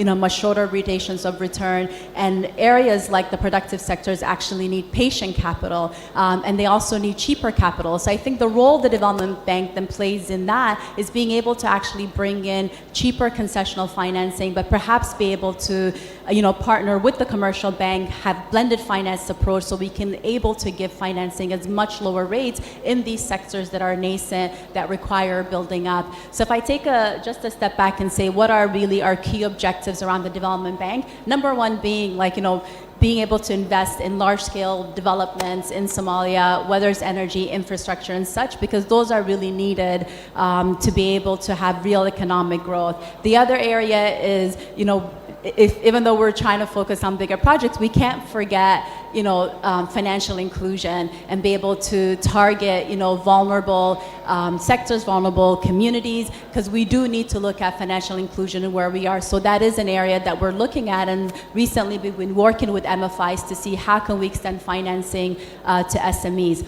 Our third goal really is about the financial sector and seeing how can we introduce new and diverse financial products into the financial sector. How can we, work with them to be able to diversify those products and extend more credit into the private sector. And finally, because we straddle that line between public and private, we are able to be a policy convener in a way, because we're able to kind of see what the barriers to growth are for SMEs on the ground, and then be able to be an advocate of that sort and bringing the private sector together in that way. I think that's just a brief introduction. I'm sure we'll get into more details as we go. Thanks so much, Hodan, and we'll come back for you for more brief and targeted questions. Today we're honored to have development financial institutions with us, DFIs. We have IFC, we have IFAD with us, we have also IFU, which is a Danish impact investment, private impact investment entity. I will go to IFC, Mr. Brago. You have been observing the last 2 days, yesterday and today, and probably you come with a realization of the need for engagement, particularly in the private sector. IFC has been in Somalia for quite some time. How do you see IFC's engagement? What kind of programs you currently are running? How do you see the wider investment landscape? And what comes to your mind?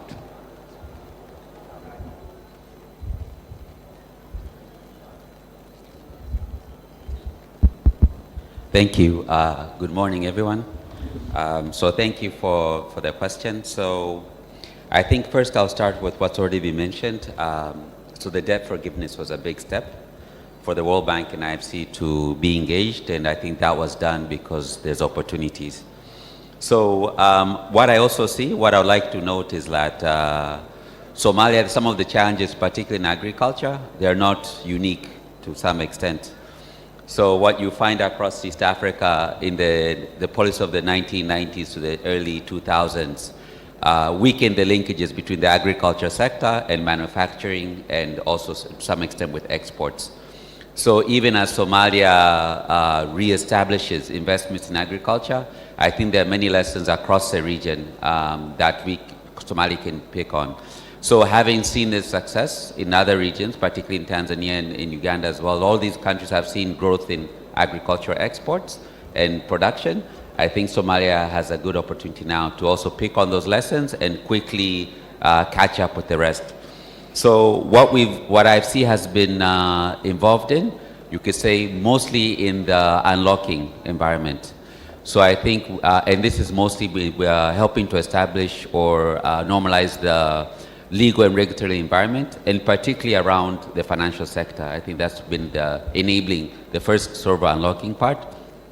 But we're also quite excited, even as the World Bank, there's a program called DRIVE, which is also looking at the livestock sector as well. So that unlocking, making sure the legal and regulatory environment is complementary to the investments is the first part that we're looking at. But as IFC, we're also looking for specific opportunities to invest in companies that are established and are doing business here in Somalia. And with that one, we also do, I would say, three things.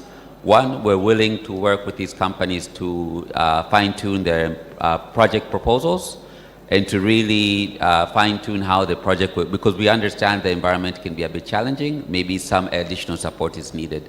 Secondly, we're also looking to do more capital investments, be it debt or equity, to really invest in these companies, and I think other DFIs are looking at the same. But thirdly, I think very importantly is to help them with their performance as well. So looking at how do we enhance this performance so that it does the things of financial linkages, it helps with industrialization, and really achieves the development angle as well. So again, congratulations for this forum. I think this is a major step, and we're looking forward to doing more with the businesses here in Somalia as well. Thank you so much. In order investment climate to improve, the underlying legal framework, the investment climate, ease of doing business must improve. And that has been the role of the Minister of Commerce and Industrialization for quite some time, and some work has been done.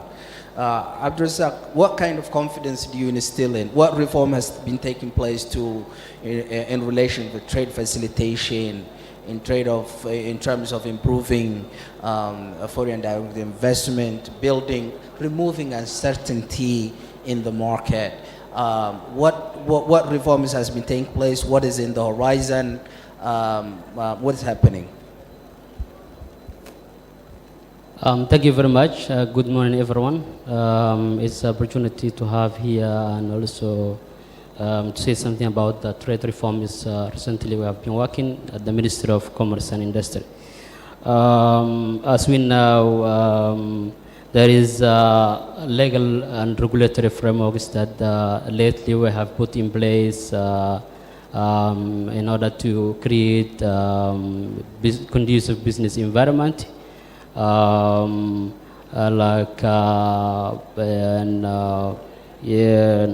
And also, as we know, the regional and international integration is also part of that. Current government has taken the initiatives that call it private sector-led growth. As we know, the government is going to give the space the private sector at least to do something. Also, there is market access. As we know, Somalia export and import, there is imbalance of the products. As we know, we have put in place at least to meet the international standards with the Somali products. SARSA and SOBIS is part of the trade reforms that the government of Somalia have been made lastly. And also some other regulatory that will support the products, like the rule of origin also act is also part of the efforts that the government of Somalia have been working. Also reforms that aim to create more conducive private sector and public-private partnership, also laws and also in underway. And also there is some studies that simplify trade regimes we have in our informal cross-border trade in the country. So we have conducted a lot of studies, feasibility studies, and also to now and also to informalize the cross-border trade. There is some sort of the trade facilitation. You have mentioned your question. Mechanism if you have put in place. National Trade Facilitation Committee already established, as we know, as we are aware, and the Minister of Kraja and other relevant ministries are part of the committee. And also, as we know, there is challenges. There is main two challenges: tariff barriers and non-tariff barriers, as we know. And the government of Somalia has been working hard to at least eliminate non-tariff barriers, as we know, like business registration online. Now we before 3 years we have been working manually as the business registration, and now online business registration portal is now working, and you can easily register your business while you stay in your home. And also Somalia and EU established Somalia-EU investment trade and business platform, and also that platform will create networking by the Somali companies and European companies to come together and at least share mutual benefit. And also last year, government of Somalia submitted African Growth Opportunity Act, AGAWA. AGAWA is the platform that the government, Somali products can access tax exemption with the US. And as we know, that program designated by the developing African countries and in partnership of the Africa and US. Last trip of the President, His Excellency Hassan Sheikh Mahmoud, to China, the Minister of Commerce and the Minister of Trade China has signed trade agreement, as we know, and Minister of Commerce submitted the request to the government of China at least Somali products to access the China markets with the duty-free or tax exception, as we know. Now we have been negotiating some countries, at least like Qatar and also Iraq and also Turkey, as well as the other countries. So thank you very much. I mean, I covered the question. Yeah, thank you very much. Thank you so much. This time I will go online. Those that are joining us through WebEx. Today we have African Guarantee Fund. Somalia, quote unquote, there is a risky perception, there's an uncertain perception. Nish Seti from African Guarantee Fund. You can hear me, yeah? Yeah. Thank you so much. Thank you so much. Hopefully you have been following both yesterday and today the different discourse relating investment. We have investors here. We have the financial institutions here. How do you see the partnership between AGF and the Somalia financial institutions, the other DFIs? What kind of programs do you intend to have? What kind of activities are you planning here in Somalia that can be leveraged from your experience in the region particularly in the sub-Saharan Africa and countries with a similar risky profile. With that, thank you so much. Welcome. Thank you, and hello to my fellow panelists, and it's an honor to be here, and the conference has been going really well, and some very, very great insights that we've had, so it's really commendable to see everybody in the room. So to your point, we're a guarantee fund, and we're in Africa, we are based across Africa, so we provide, we work with financial institutions to de-risk the loans that go out to the SMEs. I'm sorry, can you hear me well? Yes, yes, we can hear you. Great.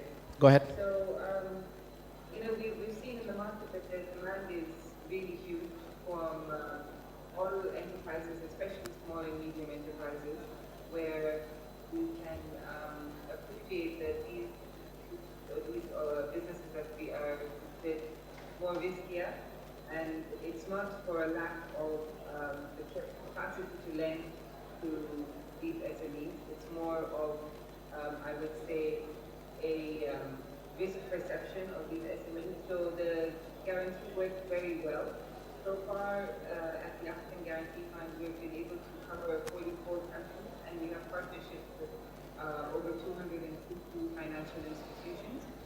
And we support over 50,000 small and medium enterprises. So really, for us, it's a great opportunity to look at Somalia, and we look at the potential to, that the financial institutions has, the potential amongst the financial sector to really lend to SMEs and to boost economic growth. It's really exciting for us.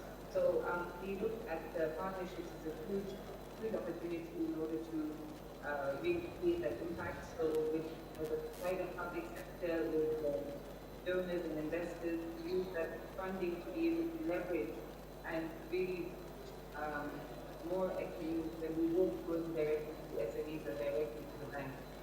We also do a lot of capacity development with financial institutions to help them be ready to meet the needs of the financing required, and also with the SMEs to make sure that they are also ready to use the financing that they access in a very productive way.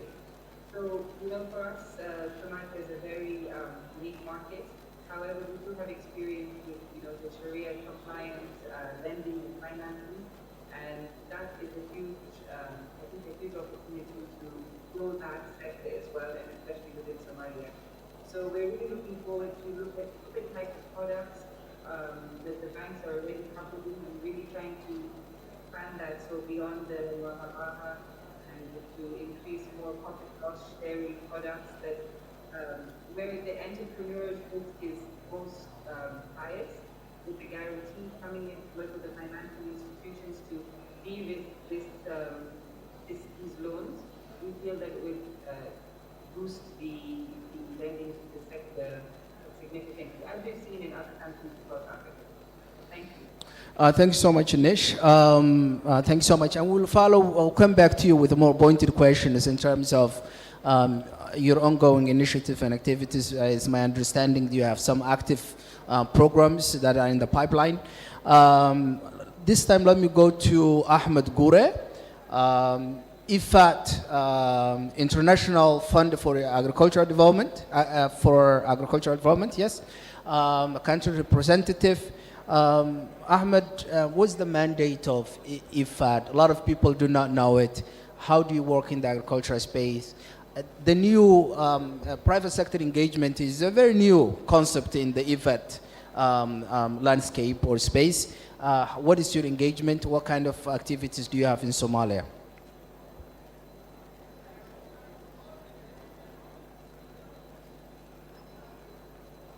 Hello, good morning. Assalamu alaikum. And first of all, it's a pleasure for me to be here with you at the first international conference of agricultural development. IFAD is an international development organization, international financial organization, and a specialized United Nations agency that works on the address on hunger and food-related development in the rural areas, and it mainly work with the government and through the government. And I would like also to mention that the engagement of IFAD and the working with the government is a mode of that you work with the government. But lately, in 2029, we have identified a strategy that we are engaging with the private sector and collaborating with them directly by giving them chance and by giving them an access to finance in terms of grants or loans, and also providing grants for capacity building to the private sector that give them an opportunity that they can develop the efficiency of their service and effectiveness. We also engage with the private sector through providing, giving them an access to organized and well-trained producer organizations that will support the productive private sector to level up their productivity and the quality of service. And it will also cut down to the extra costs during the process of their business. One last thing that IFAD also works with the private sector could be a facilitation of dialogue between the producer organizations, private sector, and the government that give them a facilitation that they solve the bottleneck of the supply chain problems that they have. In general, the mandate is development in rural areas in the agriculture-related sectors, and we work mainly through the government, and also we have a strategy that we work with the private sector directly to them, and any private sector that are interested to get more detail, that will be available also to provide any information that they needed later. Thank you so much, Ahmed. This time I will go online. WebEx, Nieri, if you can hear me. IFU has been in the Somali market indirectly for quite some time, partnering with other intermediaries, providing low-cost investment.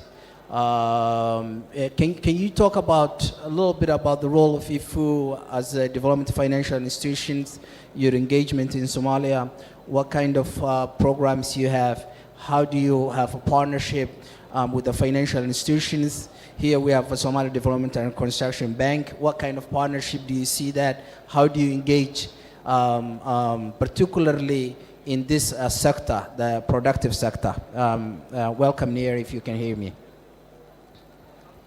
Yes, I can hear you. I hope you can hear me too. Yeah. Okay, thank Yes. you. Thank you for that, and thank you again for the invitation to this very interesting conference. Happy to meet online virtually the panelists. So maybe if I start off with who is IFU and why do we exist? IFU is the Danish development financial institution of Denmark. It is an impact investor that looks to contribute to the green, just, and inclusive societies so as to contribute to the SDGs. Now, we provide risk capital to private sector companies in developing countries. We've been in existence for over 55 years with the primary goal to deliver on impact return and also commercial return, but most importantly, seek development there. Now, we invest in 4 sectors. This is green energy,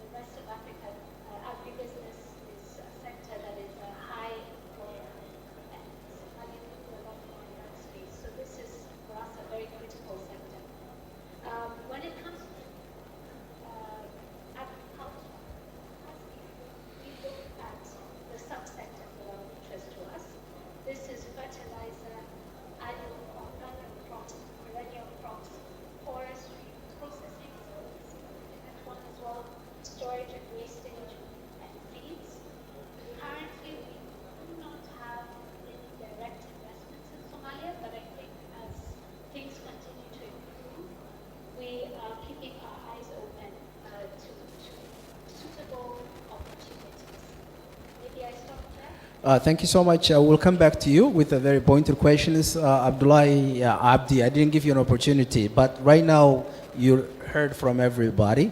Can you talk about a little bit about readiness, investment readiness of the agricultural sector, and where do you see the opportunities? Well, thank you very much. That's absolutely a critical question, and in fact, it's a question that really reflects the basic setup of this conference. The idea was to showcase to the world that Somalia is back on track and that local businesses, local farmers are yearning for international investment. So far, the Ministry of Agriculture and Irrigation, with cooperation of our resource partners as well as our implementing agencies, we have conducted a number of interventions with cooperation with the Food and Agriculture Organization, FAO. We have rehabilitated key irrigations, key canals, so that water is available to our farmers. We have also spearheaded a number of initiatives to partner with local farming community as well as local financial institutions. A few weeks ago, we launched a dedicated institution called CIAD, Center for Innovation and Agripreneurship Development. It's a dedicated entity that aims to turbocharge innovation and to ensure local business community have access to financial resources with the backing of the government. This is already ongoing initiative. We also have made a number of key reform within the institution at large. We are at the cusp to complete Somalia Agricultural Development Strategy, which is an ambitious strategy that hopes to reduce legal framework that pose existential threat to foreign direct investment and to make the agricultural sector competitive in a way that attracts investment. We have partnered with a number of international financial institutions, including the World Bank and IFAD. There are a number of ongoing mega projects that aim to revitalize basic infrastructure and turbocharge our agricultural production. The key asset, as the President have said yesterday, is our people. 70% of our population are people who are under the age of 30 years. 81.5% 70% of our people are people of under the 30 years age. 81.5% of our people are below the age of 35. And this really presents an opportunity for international investors to reap the rewards of relatively cheaper workforce. And this is further complemented by our geographic position, where Somalia lies the gateway that connects the wider East African countries with the rest of the world.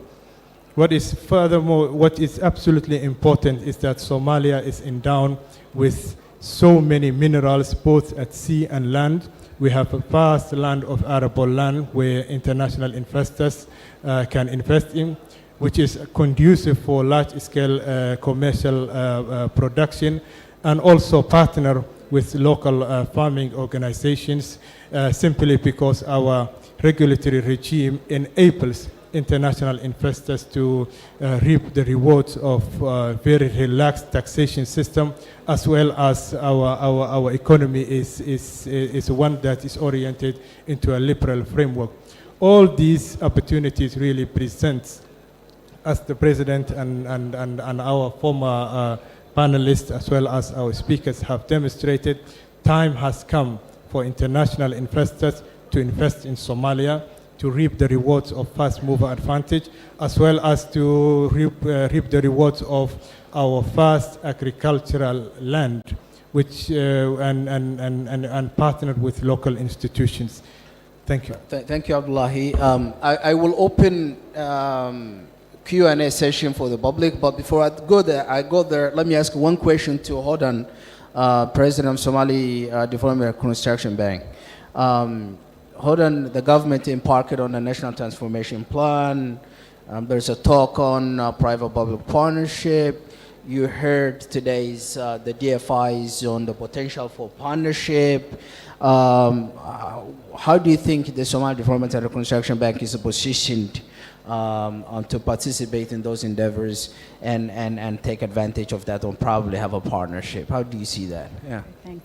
Well, we want to partner with everyone, just to make it simple. But I think just to go back, maybe address the DFI one first. I think one of the things that we also saw when we're seeing the improvements in banking, one statistic that still lags behind is that less than 2% of commercial banks' lending portfolio makes up of agriculture. And I can understand, I mean, there's a lot of perceived risk in agriculture, so that's what's happening. But then when I hear IFU speaking, and they were saying about 60% of their lending portfolio is in, I believe, the productive sectors and energy, it kind of then makes you see that if you have a specific mandate to target this sector, if you're able to kind of introduce more blended finance that can really then give the sector financial products that are tailored to them, I think then we can find ways of them being able to de-risk this sector. So I mean, a few of the agriculture companies that we were starting to talk to, I mean, some of the issues that they have is that, like the sector is quite volatile in a way. It's vulnerable to climate shocks. There's a lot of upfront investments that at times needed. They're not able to have regular income that comes from it. I mean, one of the farmers that we talked to, this company, they're like, well, we can't really do monthly payments. We want to do payments every 6 months because this is when we're getting in our income in. So there's many kind of hurdles that we need to figure out in terms of how to structure products, financial products anyway, for the agriculture sector across that whole value chain. The other thing that struck us as well is that we do need to have a more holistic approach, and I think this is where, when you're a public entity development bank, you can probably come into the space, is that when you look at it, a lot of these companies, they can't just be on the demand side, they can't just be exporting, because there's lots of issues on the supply side as well. So there's lots of inefficiencies there of maybe not being able to produce enough, or not being able to store it, or not having the proper seed or the proper area. So when you're looking at investments, you really need to be able to look at it across the entire value chain. And this is why we're looking at how can we kind of create, more targeted financial products to them. And I think where the partnership with the DFIs comes in is that we're able to look at how do we handle that risk on the ground even, and be able to de-risk some of these stuff for the DFIs, and actually even act like, almost like a pipeline that can then feed them. If we're able to target those mid-tier companies, put them through our own investment readiness program, have them kind of go through that with several, whether it's debt finance or equity financing, they might be able to then be a big enough company that the DFIs are able to now come in and invest in, but not just the DFIs alone, but our own commercial banks. Our own commercial banks can learn from that lending portfolio that we've now, implemented, the data that comes back, the returns that comes back. That's information that we're now able to share with also our own commercial banks. So hopefully we're looking to be facilitators in this space that can help de-risk and bring different actors together, that we're able to then structure a deal that not just have DFIs, but our own commercial banks. And that's how we see partnership with different entities going forward. Thanks. Thanks so much. We will have a Q&A sessions. But before I go there, let me ask one question to IFC. I'm burning for this question. In order to instill confidence in the Somali private sector, probably we might need a stamp of confidence from IFC. Do you see any deal happening in Somalia? What do you see that? I'm really burning to know that question. Do you see anything in the horizon? If it's too private, we can take it another course. Okay, so I mean, one thing I would say, I think within the last 2-3 weeks, I've already been here twice. So that shows you certain momentum that we are looking. Excuse me, can you lower your noise? Yeah, you're interfering. Yeah, please. Yeah. So we are looking for a deal. We are in active discussions to structure a deal, and we're still yes. So something may come. I can't devolve anything now, but we are looking for a deal, and we are looking at, I think she said, collaborations. One thing I would say, just to add, I think as far as the ag sectors goes, the ready sectors to me seem like the livestock and feed sectors seem to be already vibrant and exporting. That's an area that I think has lots of opportunity to start early as far as the easy, low-hanging fruits. But I think one thing as far as incubation goes, it's not necessarily just the size, it's the informality. So I think if that helps to bring companies in a way that international financiers can ease, because international finance companies are very legalistic and we rely on certain legal documents. So if those things can be facilitated so that we're not asking for things that are not available, including things like international level audits, things like that, then it will really help. But inshallah, hopefully within a month or two, I'll call you back and tell you there's something. Thank you so much. Let's open a Q&A sessions for the general public. Probably we'll take 3 questions. And then we will go back and forth. You decide. You decide. I think a door of how do you visit. Bismillah ar-Rahman ar-Rahim. Ismail Galal from Sultanate of Oman. Basically, I'm pleased to attend this first international conference for agro related, and thanks to the panels for their clarification which has been provided. Really, this is a great opportunity where we have seen the technologies, equipments, the farmers, and the financiers or the supporters, financial supporters, coming together in one room. This is a great opportunity, and as I'm coming from the GCC, Sultanate of Oman, there is a great market close to East Africa and especially Somalia. And Somalia having 2 rivers and a lot of animal, what do you call, wealth. I think all the partners are here. So therefore, do we have on the ground very good examples of putting all these teams hand to hand? Do we have a roadmap where we were like 2 years ago when this great effort's been started, where we are after 4 years, 3 years, and where we are going to be like after 5 years? And do we have a very good examples on the ground where we see the productivity? Because the end is to reach these products to the end users. So where these products, when all these teams are putting hand to hand, where the Somalian products and East African products, especially Somalia, where it goes. We know that there is a lot of wealth. We know the animal where it goes. We have seen it in the GCC, a lot.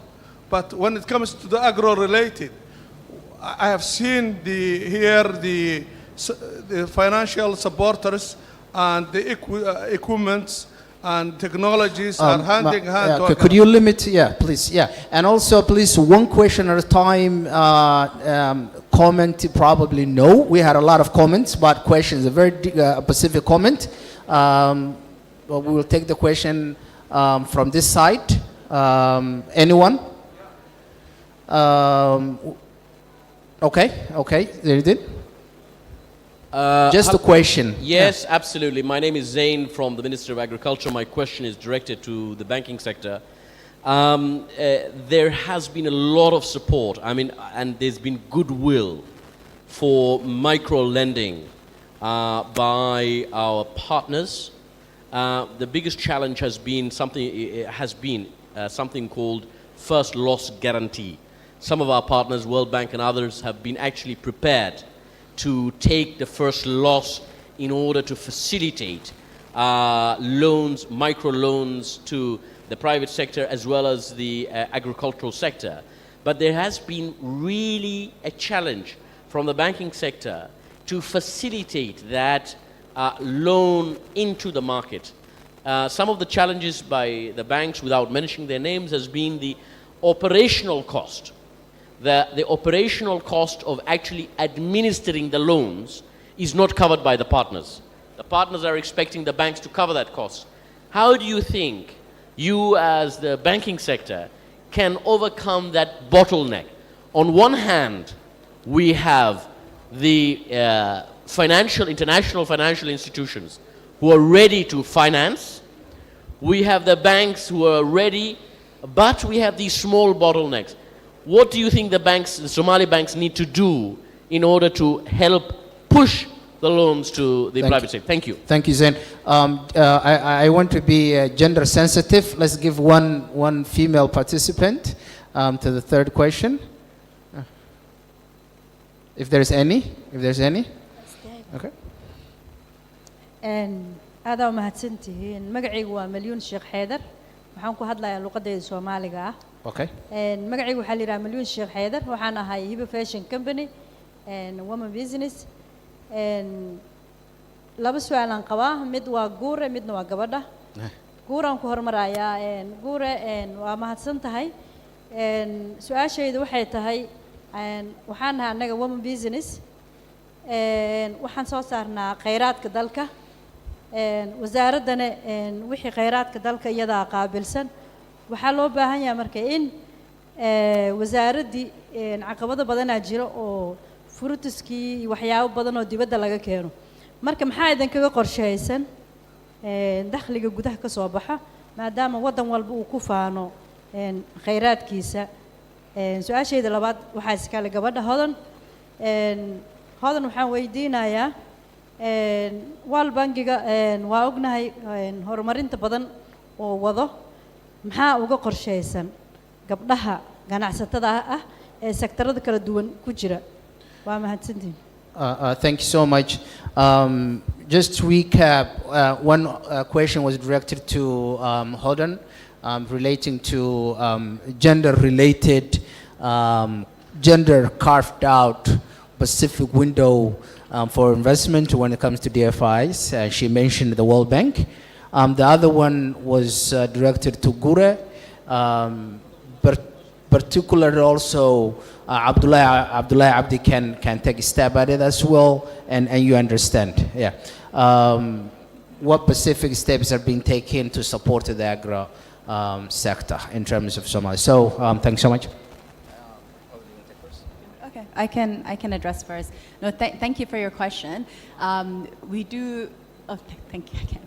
Thank you for your question. I think we do have plans. I mean, women are a big target for us as well. In fact, a lot of women are in agriculture in these sectors. We have met with women fishermen. We've met with women in agriculture sector. So right now we're in the starting stages so that when we design our investment readiness program, when we design our SME financing program, we do want to have specifically programs that are targeted for women. So for sure, that's part of our plan, inshallah. The other thing I would just like to address on the banking side and the operational costs, and maybe some of our DFI colleagues can answer this. But I think right now, I mean, from my understanding, I mean, Gargara has been particularly successful in being able to push out, loans on lending through the banks and been able to do that using the market rates. I can understand what the commercial banks should be able to do is be able to price their loans for the cost, because at the end of the day, you want it to be sustainable. You want them to be able to continue to lend in on their own capital. So this is why you see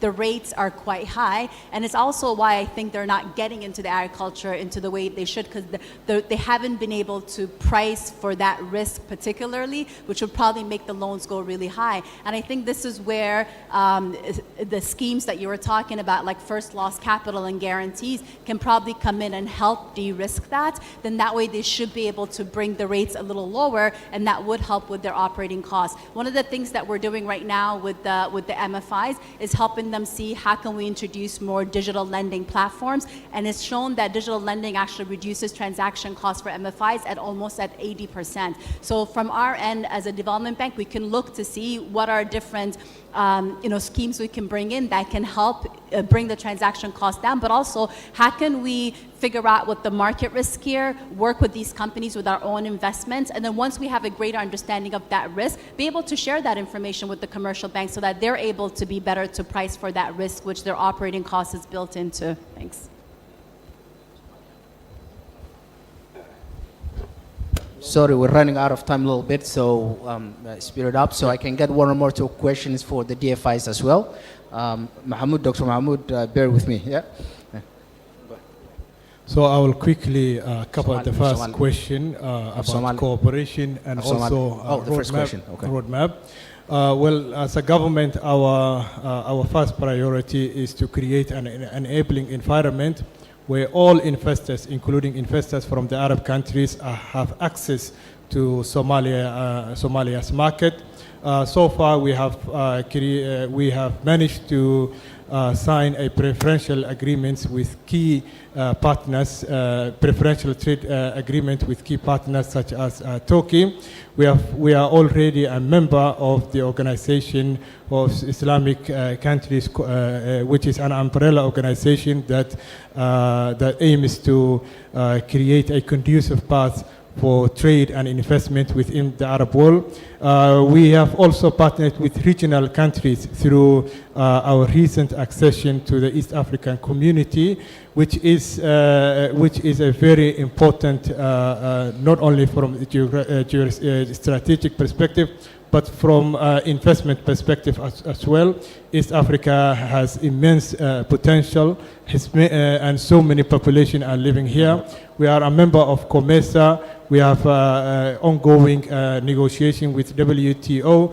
All these ongoing initiatives are intended to pioneer a new page for Somalia, where investment is possible, where cooperation is possible, and at the end of the day, where our vast land, thank you so which much. is arable. Thank you so much, Abdullah. We're running out of time. I don't want to cut you off, but Mr. Gure, af Soomaalina ugu jawaab gabadha.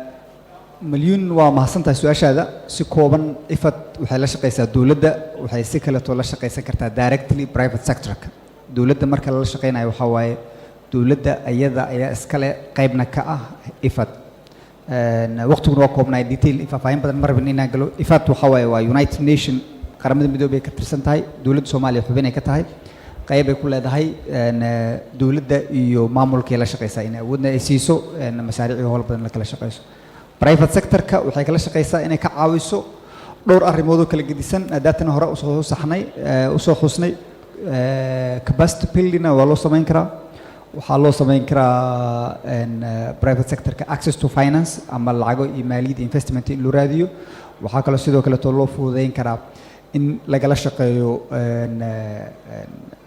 in ay helaan meelo kala gedisan ama producers wax soo saareyaal ay u geeyaan alaabtooda marka ay soo saaraan si ay tayadana ugu sareyso efficiency iyo processkana ugu fududaato si kooban waa intaas. Thank you so much. I will take the final 3 questions. Only a question, please no comment from this section. No comment, just a question. If there is no question, then I can go straight to the panelists. Once, twice. Dr. Bashir. Just a question.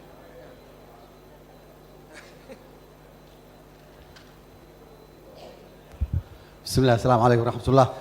Very quick question for Hodan. How do you distinguish your bank from the commercial banks? Problem here, I've been working in the financial sector in the last few years, and the farmers knock our doors, but we can't help them a lot, other than what you had said about Gargara. Why? First, the sector is very risky, despite what has been said since yesterday, because we have been talking about the nice side, it seems to me, but not so much about the challenges and how to address them. So, as government bank, in particular the word reconstruction, because this country has been in a conflict for so long, how can you help it? Can the government subsidize? Can the government support farmers in terms of guarantees? Because the commercial bank cannot. And other problem of the commercial banks, you know very well, is very expensive, and the period, the payback period is very short. So please, thank you. Thank you. Very Thank quick, you. Abdulrazak, please, Doctor, for the commercial MOCI, I think we have got a lot of information yesterday, having listened to all these presentations. But this information is not available to the Somali people. So can you, before we become the gateway of Africa to the world, can we become the gateway of the Somali people to the world as well? Can we reconcile? Can you set up a web page maybe? And all this information is accessible to everybody. Thank you very much. Thank you so much. I don't see any hands up. That's it. Thank you so much. Probably also I'll give you 1 minute to finalize, 1 minute wrap up. Hodan has been getting the brunt of the questions today, so I'll give it to you. No, thank you for that. And I'll use my answer as also a wrap-up. Thank you so much. In fact, I had a meeting with the Somali Bankers Association recently, and I completely sympathize with why it's difficult to go into the sector, because it is very risky. It's challenging, it's cyclical, it lends itself to like climate shocks. There's many reasons as to why. There's many gaps within the supply chain, so I can understand why it's riskier for a bank to go into those areas. So how we're different from the commercial banks? First, we are a public institution, and because of that, we have access to cheaper capital than the commercial banks have. So we have access to concessional financing that can allow us to come into the market and perhaps partner with the commercial banks so that we're able to get the rates low through the blended financing approach. So that's one of the things we can do. And I think my message to the commercial banks when I met with them is that ideally, every investment that the development bank makes, there's a commercial bank in that investment along with it. So even to address some of the things that the agriculture sector wants, there's companies we went to, they're like, okay, the commercial banks approved us for 200,000. However, unfortunately, we need to pay that back in 2 years. We can't do it. For loans like this, products that we can introduce potentially is like, okay, we can give you 5 years or so. The first 2 years, pay back the commercial bank. The next 2 years, you can pay us back. If that actually makes the cost really low, we can do other things. It is a 2-year loan. We can give guarantee for that loan in that way. So there's many different things that we can talk about and many ways that we can structure how we can de-risk the financing that the commercial bank puts out there. And I think that's essentially what we want to do. We want to be able to actually go into spaces, try and de-risk, and see if we can crowd in the financing of the commercial sector. And finally, I'd like to say one of our top priorities is that we will only go into a space if it needs market intervention. So, we're not about to start investing in real estate or these areas, because those areas are largely saturated. We want to go into the areas that the commercial banks are not in, but also find ways that we can bring them along at the same time. And that's how we hope to work together. Thank you. Thanks so much. Also, you should be talking to AGF in terms of the risking. I'm just putting that. Another question. How do you make this information available to the public? That's one question. And use that one as a wrap-up for you. 1 minute. Hold on, took 3, take 1. This is, I think, a very generic question that also goes to all government institutions in Somalia. From the perspective of the Ministry of Agriculture, we have recently established Somalia Agricultural Information System, which is a system that hosts data, all agricultural information, and we are giving access to academics and also local knowledge institutions to create a new research so that a new insight from our agriculture can be retrieved. And the other issue, why the Ministry of Commerce do not provide this information to the public, I think my colleague from the Ministry of Commerce will be able to answer that. Thank you very much. I think this information is public. There is no confidential, I think. Everything we undertake, you can see the social media tools, platforms, Facebook, Twitter, and every social media, you can find the information of the ministry. Every activity we are doing, we post there, and people who are followers of the social media platform, they can see. There is website, we can post everything of the we are doing or we are planning to do. There is no confidential information. I think it is open source. You can easily access everywhere. Yeah, thank you very much.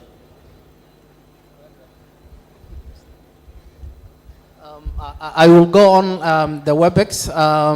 Nieri from IFU, any final, your 1 minute final intervention? If you can hear me? Go ahead.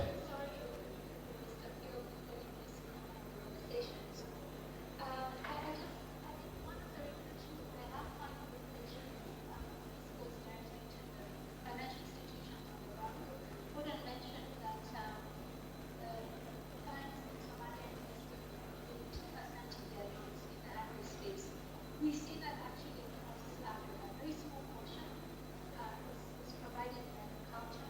We all say the same thing. It's risky, it's confusing, there's a lot of costs associated to it. But this is the most, or one of the most critical sectors that we cannot ignore. And what are the role of the financial institutions, the banks, is to walk the talk. We are interested in working with financial institutions that want to participate in the productive sectors, and agriculture is definitely one of those. We're happy to work in tandem together with TA to help upskill and provide them capacity development, and we're also doing this through AGM in the near future to unlock this critical capital financing for the SMEs in the agri space as well. So thank you again for this very interesting time. Thank you so much. I think we come to the final conclusion of this session. I'm honored to moderate this panel. With that, thank you so much. Dr. Mahmoud, you can take the mic back. Thank you so much, all. Well done. Thank you. Thanks to the panelists. That was really a quite a informative and enriching panel.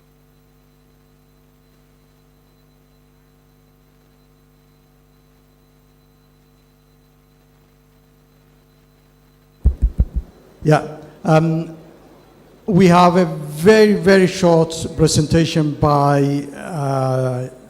Mr. Hussein, who is representing the Somali Seafood Export Association. Hussein, join me at the podium. This will be the last before we break for lunch, and it should be short.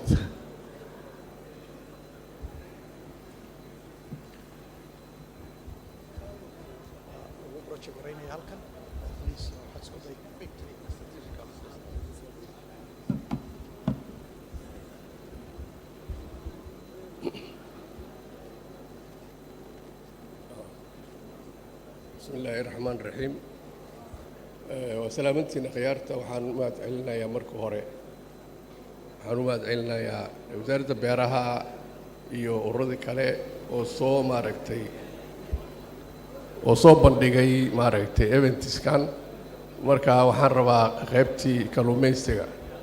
I would like to present the fisheries sector presentation, and can you send the presentation? Can we see the presentation?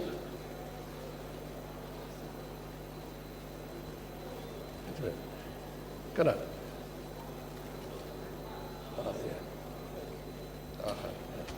Okay, thank you very much. As you know, that the fisheries sector in Somalia is the backbone of the national economy in terms of employment opportunity, in terms of nutrition, in terms of foreign currency earning, and in terms of increasing GDP of the country. So before we go that, I would like just to give you something about the information that we have been gathered long time from the research vessel called Dr. Nansen research vessel, which supported by the FAO, Food Agriculture Organization. This vessel is carried out what we call it is fisheries stock assessment. This assessment gives you a report regarding the movement of the fish, the type of fish exists in Somali water, and the sizes of this fish and the immigration. This sort of report gave us that the Somali water can bring about 600 species of different kind of species. 400 of that 600 can be a commercial. So we can see that a lot of different kind of fishes exist in Somalia.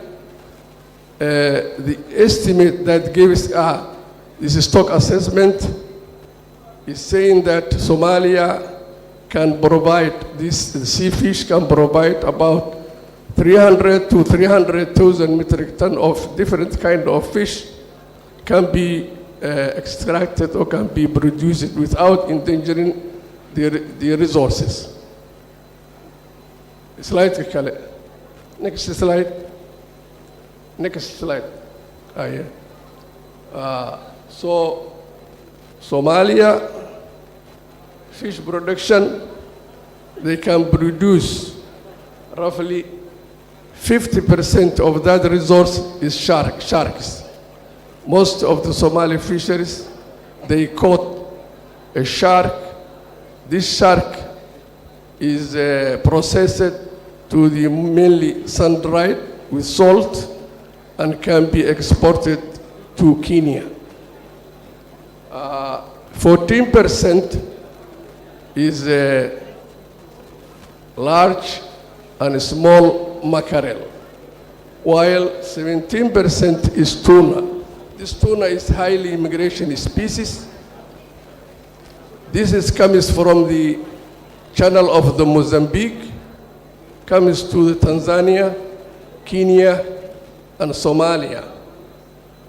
But if you see how many months this sort of information, this sort of fish can stay in Somali water, it is about 8 months. 8 months is staying in the Somali water. This kind of fish, typically, we call it about yellowfin tuna, skipjack, yellowfin tuna, blue eye, and a different kind of this tuna. Next slide. So the main thing is the data collection. This data collection comes either the Ministry of Fisheries and other private companies. They have has fisheries extension officers which can collect the data from the land side, bring it to the Department of Planning of the Ministry of Fisheries, where they are going to assess and evaluate the different kind of this fish and its size. While also the private people, they have their own people staying in the fishing site, collect the data, and they produce time to time. Next slide. So this Somali fisheries value chain, usually this when the fish is caught from the sea, it will come to the land side and it will go directly to the market. So most of the fish caught from the sea is sold as a fresh, and it will go some of them to the house, to the homes and or the restaurants, but most of them it will go to the fish processing plant when they can sort it and making fillets, some of them, or steaks, and baking them. So most of the Somali fish is sold in Somalia locally, 95%, while remaining of the 5% is exported to the different countries, such as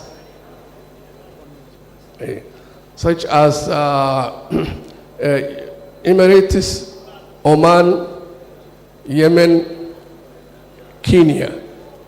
There are now, we are going to benefit for the East Africa community that also gives us to have these 8 member countries to export fish from Somalia to this country. Next slide. That's the market. So there is a lot of opportunity in Somali fisheries. So especially for the employment opportunity for the younger generation, and in terms of nutrition, as well as the industry. Next slide. As you know that Somali Ministry of Fisheries has issued legislation in 2023 regarding the fisheries development and management. And there's also an agency called Somali Sustainable Fisheries Development and Management, which they are going to carry out some projects along to the Somali coast. This project is financed by the World Bank, and that will give us opportunity to the Somali fishermen. Thank you very much for your attendance. Thank you. Thank you very much, Hussein. That was a very important presentation. You left your phone here, Hussein.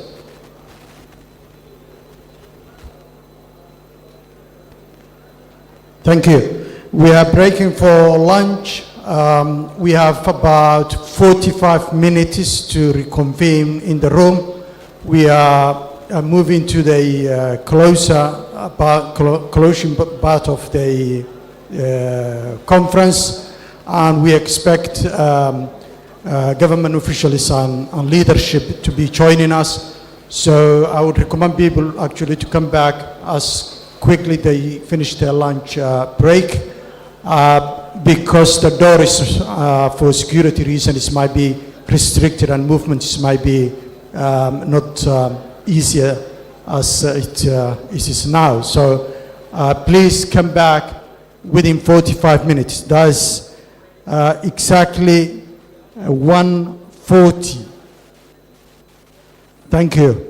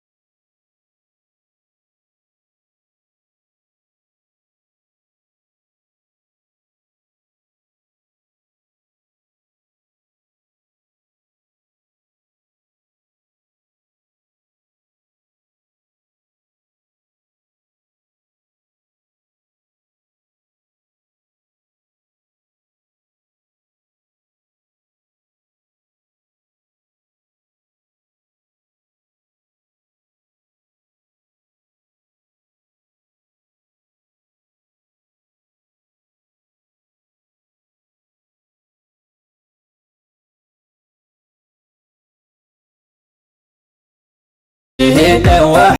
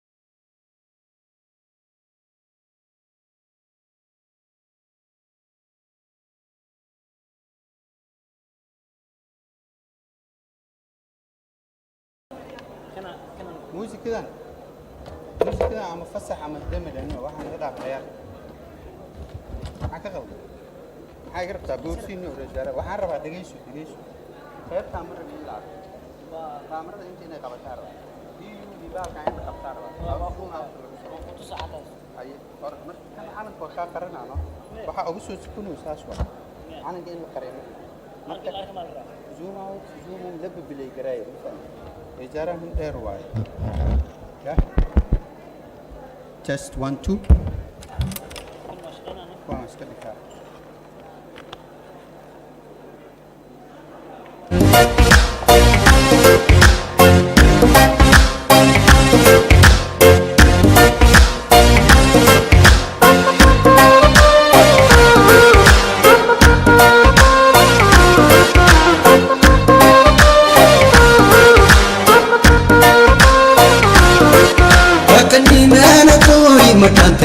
kare murtidhaxa galiya xashimaydindhiga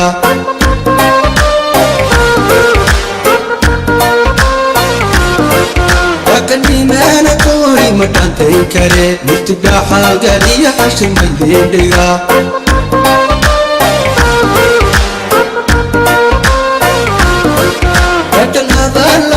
ruuxa hooseeya dhiiga idin dhaqaajiya maydindhaha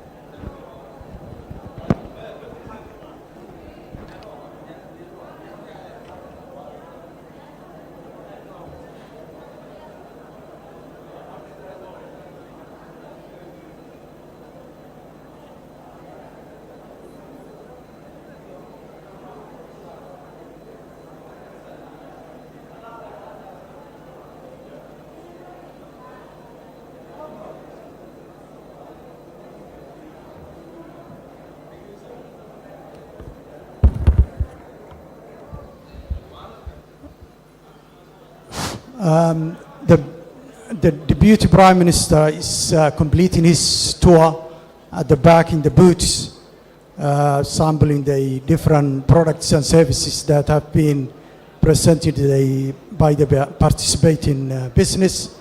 For other people at the back, kindly take your seats so we could start as soon as the Deputy Prime Minister joins us. Please move forward and go back to your seat.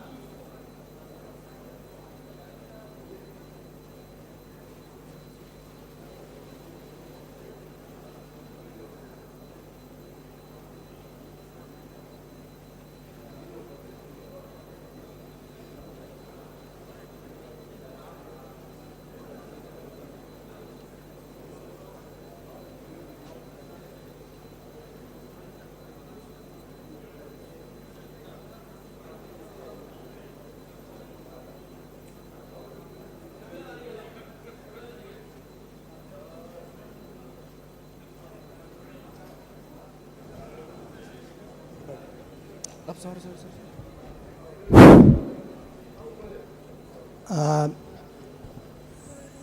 Deputy Prime Minister has joined us after completing his tour. May I ask everybody please take seat in their place. We are about to start as soon as we conclude this welcoming entertainment session for a couple of minutes.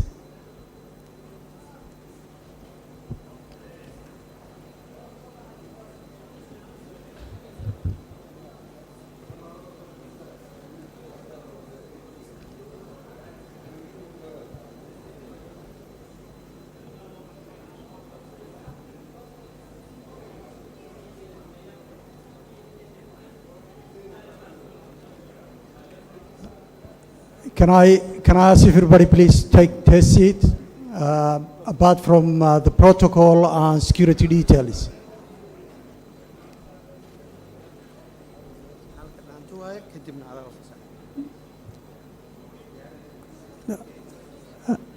We have a very short entertainment session, then we proceed with the plan.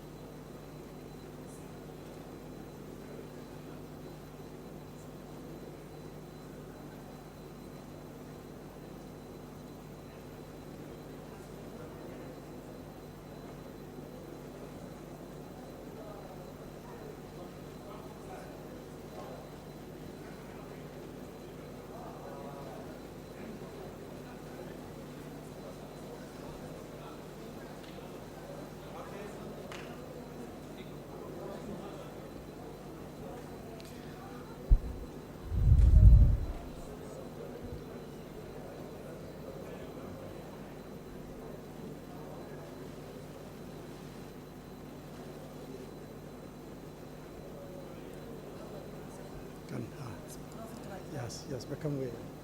Hormad igu dhigi.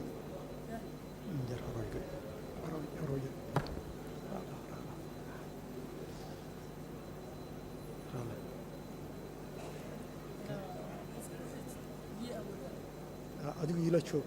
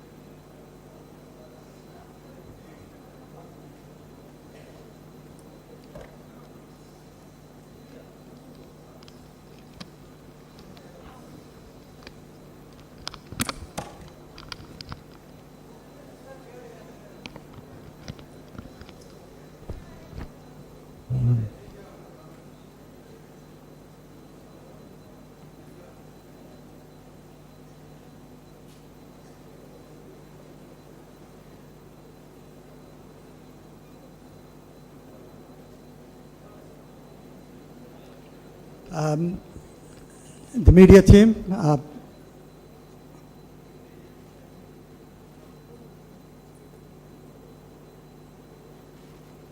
think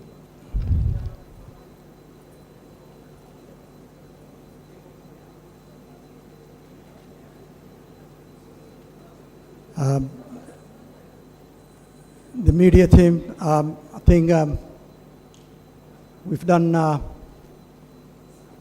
a good job there. If we could kindly wrap up.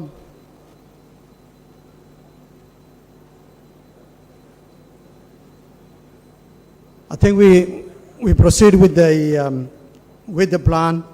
Let me first welcome warmly the Deputy Prime Minister and the ambassadors, EU ambassador and Italian ambassador, as well as the Minister of Agriculture, and delegates from international organizations, including FAO. We will proceed with the agenda.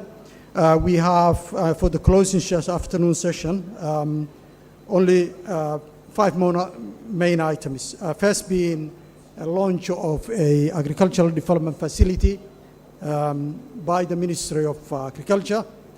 Then we will be having a reading of a joint statement from this conference, and we will proceed to closing remarks that will be made by a number of senior officials and government representatives. Then we have the last closing session by the Minister of Agriculture and the Deputy Prime Minister. And we will conclude the day with the continuation of the networking activities after that, finally. The media team at the back, I'm being told that there would be an entertainment session. Can you start that, please?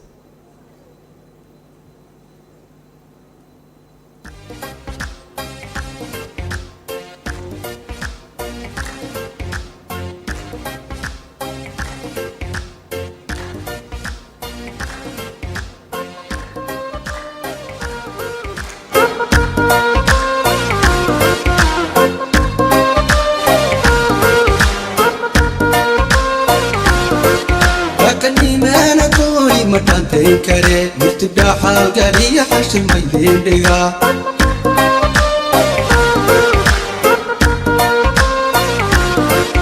akanimaana koori madhantayn kare murtidaaxa gaariya xashil maydindhiga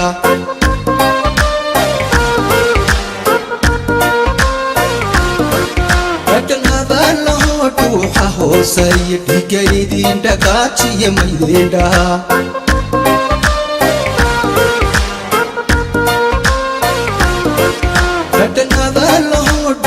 hoosaya dhigaydin dhagaajiya maydindhaha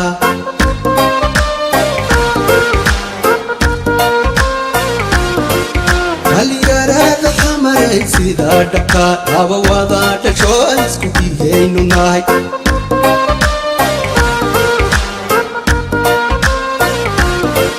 dhalinyarada xamaray sidaa dhabka laba wada dhasho isku dhigaynu nahay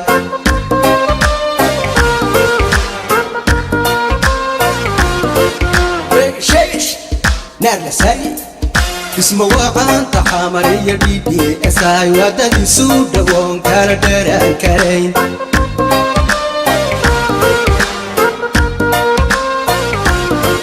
اسمه وعن تحامرية بيبي اساي ودني سودة وانكار دران كارين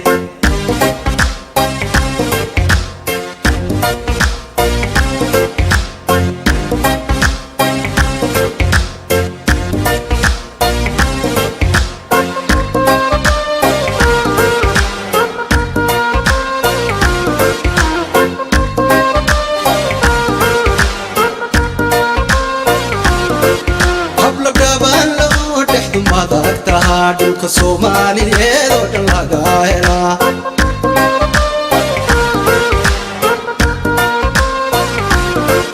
habla gabaan loo dhexdu madag tahaa dhulka Soomaaliyeed oo dhan laga helaa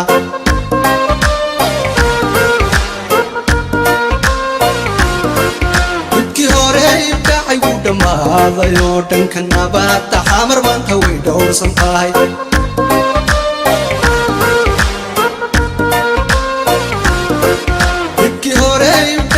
dhammaaday dhanka nabadda xamar maanta way dhowrsan tahay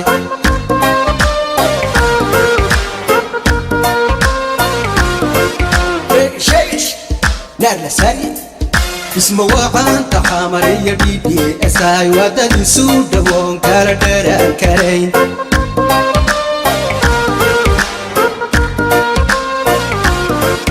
isma wacanta xamariya dhiidhi esaay wadadii suudha woon kala dheraan karayn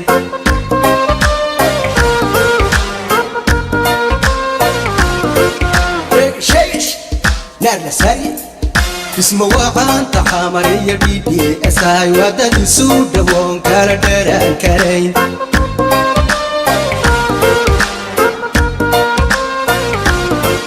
اسمه وعان تحامرية BDS هاي ودد سود وون كالا دران كارين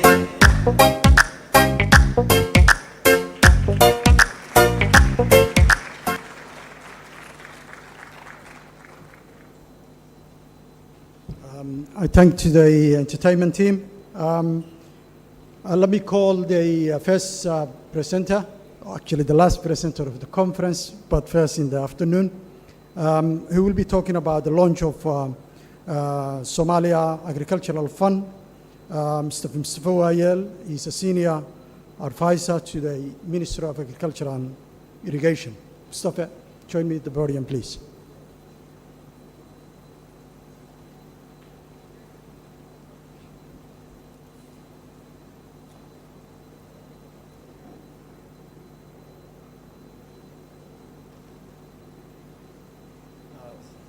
Assalamu alaikum warahmatullahi ta'ala barakatuh. Good afternoon to all of you. In this presentation, we're gonna make one of the important action points that we just want to acknowledge after we finalize this conference, which is the launching of the first Somali Agriculture Development Fund. This fund or facility is about coordination of all agriculture-related programs. Those are implemented by different government agencies and partnered with other different international organizations and local companies, farmers. So this will address the challenge and will help Somali farmers, pastoralists, and fisheries to attain sustainable development in their sectors. So please, next slide. In this presentation, we just point few points about the role and the importance of the agriculture sector in Somalia. When we talk about agriculture sector, it doesn't mean crop production. It's a holistic element like fisheries and also livestock. We all call production sector. So agriculture sector plays a pivotal role in Somalia's economy.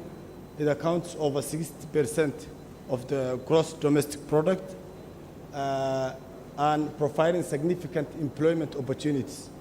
These factors highlight agriculture's crucial contribution to country's socio-economic aspects. As you may see the picture there, you may find the livestock plays a big role when it comes for the agriculture sector and development of the agriculture sector of Somalia. Please, next slide. Agriculture also has some important elements in the national economy. What Somalia exports is mainly from what comes from the agriculture sector. When it comes to livestock and also when it comes to crop production. We also have the longest coast in Africa, and there are also much potential opportunities in that area, which is untapped and needs to be also invested. So these three areas together, there is a huge potentiality in investment, and this facility or fund will coordinate all the development programs. Those are directed to these sectors, the production sector. Second, please. This, we will talk about the role that the production sector will play when it comes to the agriculture sector. It will generate employment. More than 70% of the Somali population relies on agriculture for their livelihood, whether if it's livestock, fisheries, or whether it's a crop production. So it plays a major role in the Somali employment generation activities. This highlights the dependence of agriculture when it comes to employment. It illustrates also the importance of creation jobs, poverty alleviation, and also sustenance of the local communities throughout the country. Next, please. In other ways, this sector, the production sector, also plays a pivotal role when it comes to the food security. if we touch the livestock sector, it plays a major role when it comes to food security for Somalia. There is a Somali tradition that we say is ad ya'ano. The traditional Somali food system was based on meat and milk. So it has a big role on that. Next, please. Okay, so we will go through, and then there are also some challenges those we need to address for this facility, which is about the agriculture, climate change effects.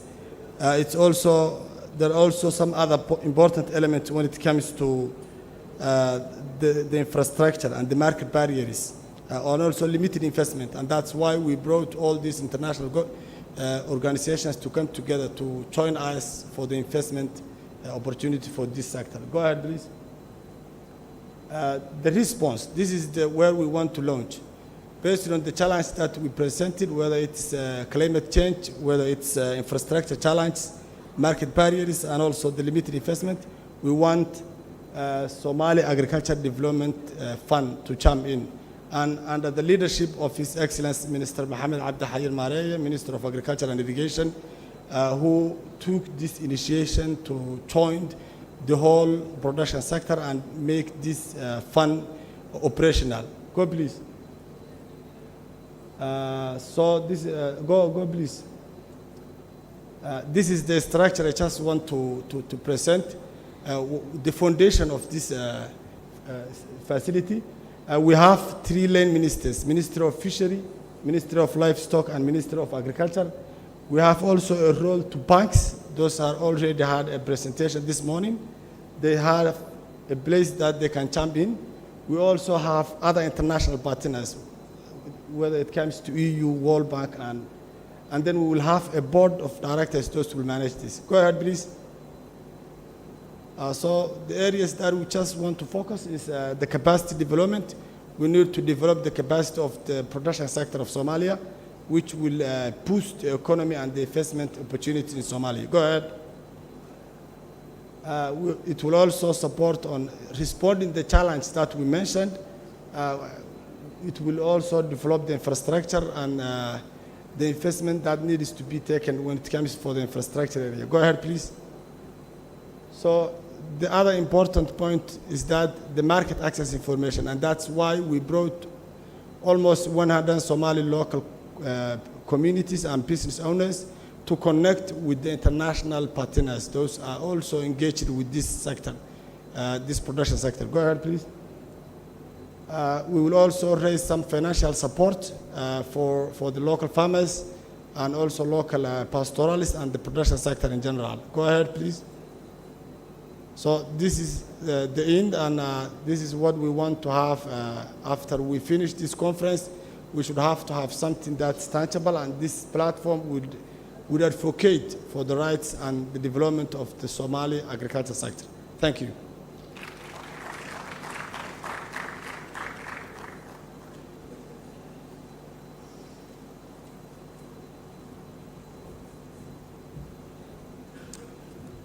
Thank you, Mustafa. We are going to proceed with the agenda, even though due to commitments by the Deputy Prime Minister, we might not be able to run with a full time. So apologies from my side and the organizers of the conference.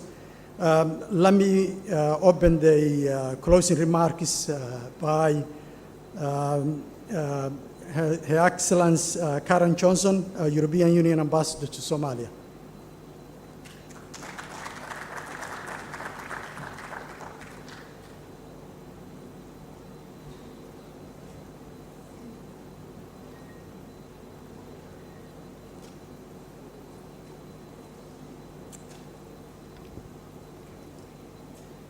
His Excellency, Deputy Prime Minister, honorable ministers and ambassadors, partners, guests, ladies and gentlemen.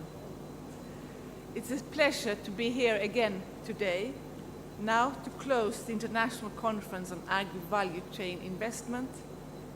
I've had the pleasure to interact with many stakeholders, and in particular Somali and international entrepreneurs. And I have been amazed by the interest and the potential for collaboration. Many speakers have highlighted the enormous potential of Somalia, its vast resources and strategic location. But Somalia's full membership of the East African Community and the implementation of the African Continental Free Trade Agreement all represent opportunities for your products to access regional and international markets. Discussions have highlighted the critical importance of enabling infrastructure, such as transport and clean energy, the need for conducive regulatory framework that enhances the business environment, the role of public-private partnerships in unlocking large-scale investments, and the need for local value addition to the benefit of all. The EU stands ready to work with Somalia in these areas. We want to foster partnerships that will unlock the resources, expertise, and innovation needed to transform Somalia's agricultural landscape. The EU also stands ready to continue this engagement by facilitating a platform for regular public-private dialogue around challenges and key drivers for growth. So events like this show that what we can achieve looking beyond, and what we can achieve when we join forces and work towards common objectives. Our teams have worked relentlessly to make this conference a success, and I want to thank them once again for their commitment and hard work. Events like this support the country's transformation towards sustainable development and socio-economic growth. And, as His Excellency the President stated yesterday, Somalia is open for business, and I say, and the EU is ready to support through the Global Gateway. Thank you.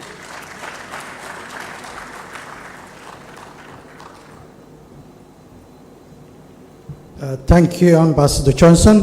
I now would like to welcome to the podium the Minister for Agriculture and Irrigation, Mohamed Abdi Hayr Mareye.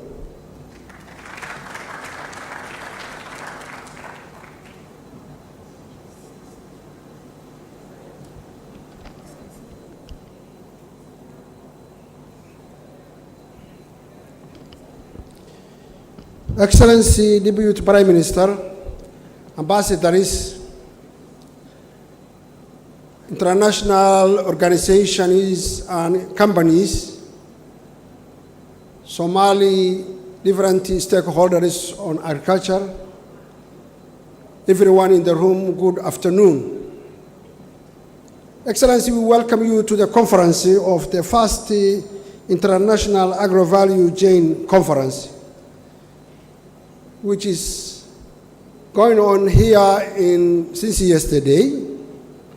We have had here a lot of discussions, deliberations on how can be invested to the Somali agriculture sector. Excellency, we thank you to your coming and joining us this important conference, in which I know that Somali government agenda, government plan is to improve the Somali productive sector, which agriculture is the lead sector. Excellency, thank you. We bring here different stakeholders on agriculture sector. An example like various stakeholders on public and private sector, farmers, cooperatives, banks, companies, including more than 25 international companies who came from different destinations such as Italy, Germany, Poland, UK, Oman, Kenya, and other areas, which shows, as Ambassador said now, how the world is interesting to invest and have partnership with Somalia. We thank you to our partners. We thank you to European Union, the ambassador and her team, for their generosity and support of this conference. They funded for the conference, and they are the co-organizer of this conference. So thank you so much. We thank you to European Union for their traditional support and to Somali people. Excellency, we are in the spirit of the government agenda of National Transformation Plan, which is intended to improve the productive sector, to encourage the public-private sector partnership. That's where we are going. I thank everyone who take part for organizing and participation of this important conference. We continue to hold like this conference every year or more, or different sectors, different sectors of the agriculture. Investment of the agriculture value chain, increasing yield and productivity, we continue. Every 3 months we will have a very big conference like this one. I thank you to the Somali banks who are now increasing to invest the agriculture sector, to support the agriculture sector. I see that the Somali National Development Bank is joining to the club now, and began to support and to finance to the Somali farmers and cooperatives. Thank you. I know, Excellency, that you have a very tight schedule, and you want to go to the NCC conference, which is going to open now. The importance of that conference, we little summarize the schedule of the conference. So I welcome you here to say your statement, Excellency. Welcome.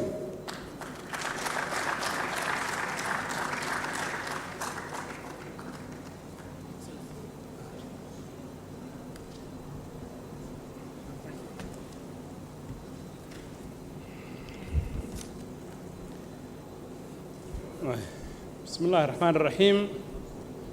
وزيرك وزارة بيرها محمد حير مارية، وزير ذا كله حلبان ندا مسؤولين تكل دوان كسعداء معمول قبل هذا وزير ذا صاحبة الصومالية أو أي أجوه الريان سفير ذا هالكن فردية يوروبيين ينكا مسؤولين تكله بهذا beeralayda Soomaaliyeed iyo inta ka baac mushtartaba beeraha iyo inta tabcataba. Assalaamu calaykum waraxmatullaahi wabarakaatuh. Sharaf weyn bay ii tahay maanta inaan halkan imaado oo aan u kuur galo shaqada ballaadhan ee baaxadda leh ee laga hayo dhanka beeraha. Waa shaqo taabanaysa aasaaska iyo ahmiyadda bulshadana ay leedahay, nolosheenay taabanaysaa, jiritaankeenay taabanaysaa. Inaynu ahaano qoom isquudiya, adduunkana quudiya, iyo inaynu ahaano qoom la quudiyo oo loo soo qaadhaamo. Shaqada halkan ka ratibanta ayaa saamaynaysa jihada aynu qaadan doono. وهبال تاريخ دو الصومالية دور جوروات شيرين أول يري ورهالله صيبوه الصومالي دي أيها هلس معلول كجرتي إن بدن أيها إنه هيدا كل الدول أو جرمتك هي جرجارك كشقية لشرني مدشني ومدشي شررك هي شقوينك صائد لين لهيد oo wax soo saar iyo isku filnaansho iyo kobac dhaqaale inoo horseedi lahayd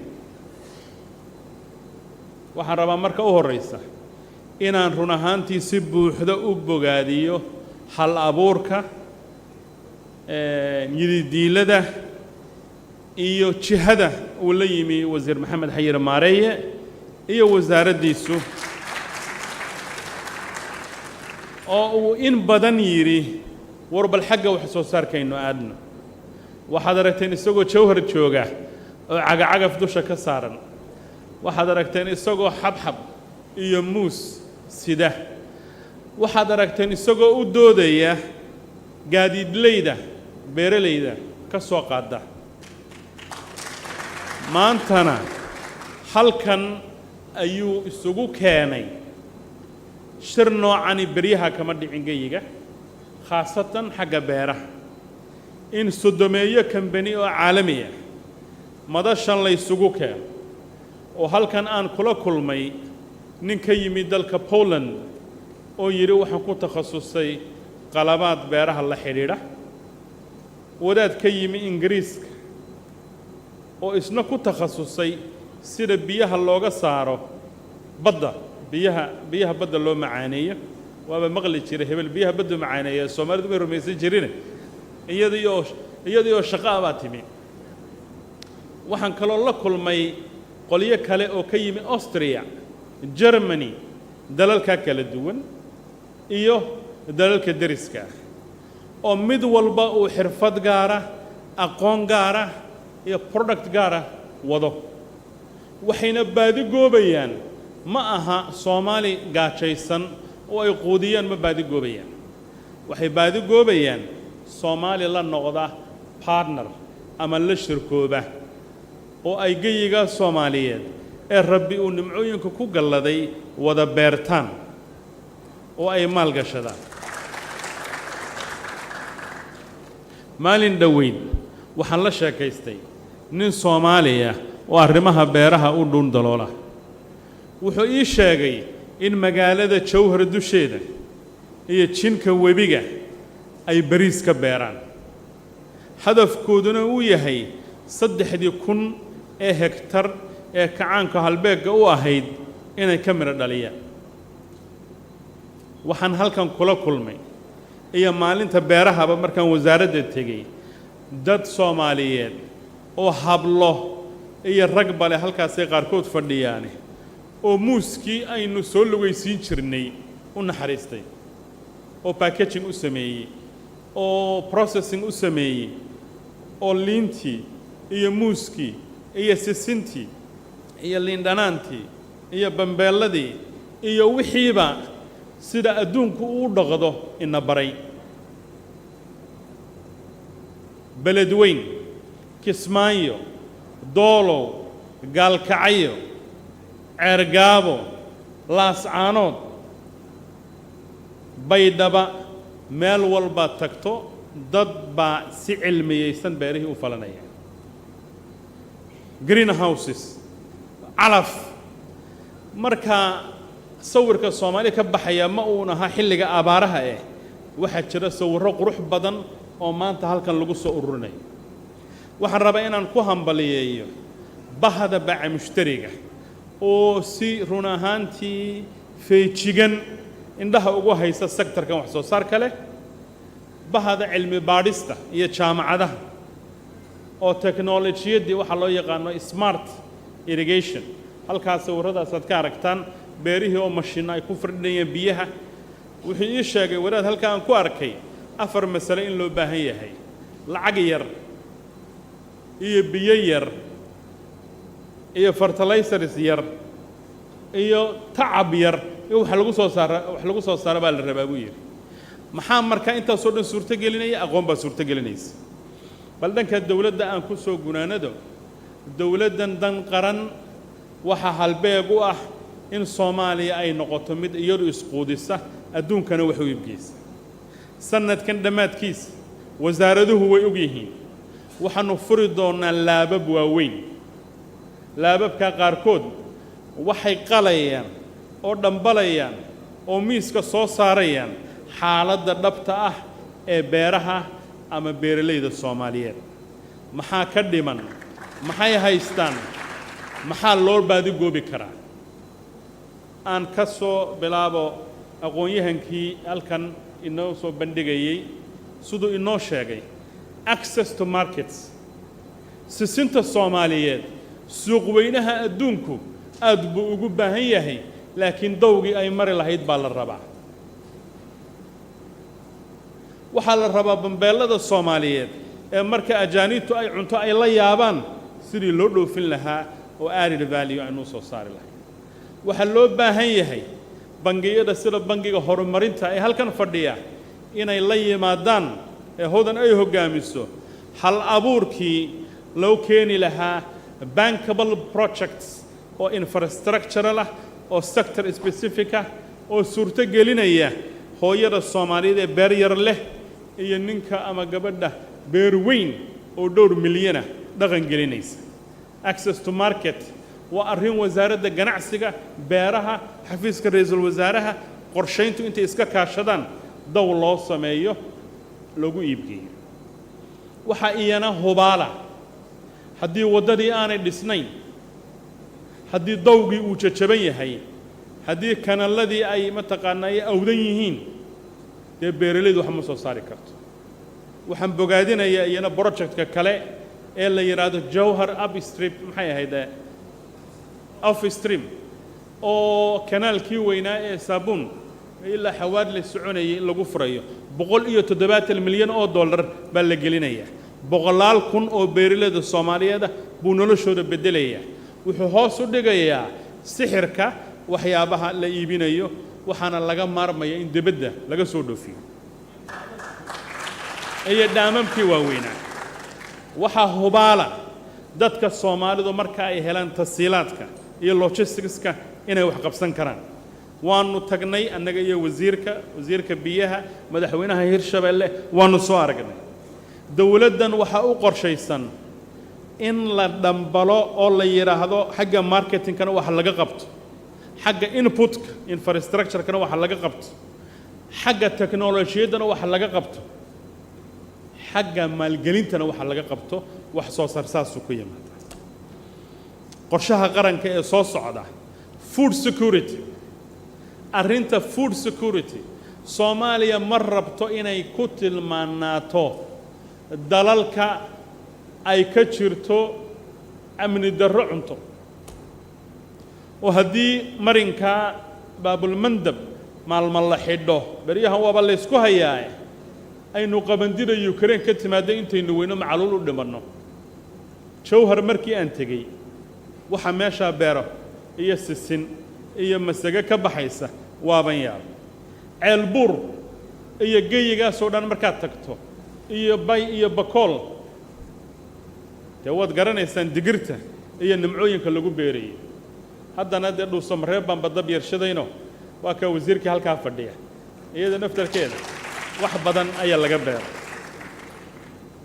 Jubbaland iyo webigii Jubba iyo nimcooyinka yaalla dadaal fara badan baa ka socda ilaa iyo doolow hadda laygu tusay beer doolow lagu beeray dhanka Soomaaliga inta aan kaga baxo wasiirku si dhow ba xafiiska ra'iisul wasaaruhu ula shaqeeyaa shalay madaxweynihii baa idin yimi waxaanu ka rabnaa inuu qaado tallaabooyin cadcad oo uu beeralayda Soomaaliyeed meel walba oo geeyiga Soomaaliyeed ka joogaan uu suurto gelinayo tasiilaadkii iyo tacabkii ay wax ku beeri lahaayeen dhulkana meel aanay wax ka bixinba ma jirto laakiin boqolkiiba 60 beeralayda dhulka inta la beeri kara waxa la nagu yiri waa 8.6 miya ama 9 million hectares dhul yar maaha inaga badan haddii dhowr boqoloo bariis iyo dhowr boqoloo qabandiya la beero abaarta waynu ka baxaynaa qorshaha qaranka asaas bay u tahay siyaasadda dawladana asaas bay u tahay shuruucdii iyo wixii lagu hagi lahaana waa la sameeyay intaasaan rabaa inaan afka Soomaaliga kaga baxo mar haddii dalal shishe laynooga yimi oo ilaa iyo Poland iyo Ingiriis iyo German laga yimi waa iskaga khasbannahay inaan af kale ku hadalno marka afar kelmadood baan ku soo gunaanaday iyadana ilaan baac mushtarigu wuxuu noqosbay dadkii inay naaf gartaan Let me perhaps make life easier for our international partners and speak in English for a few moments before I depart. It is indeed a tremendous honor for me to be here today and to witness this very important occasion. A moment for partnership is how I would like to frame it. A moment for exchange of know-how and the knowledge aspect of agriculture between the Somali farmers, investors, and entrepreneurs, and with their international partners. Partners from faraway places like Britain, Germany, Austria, Poland, other neighboring countries.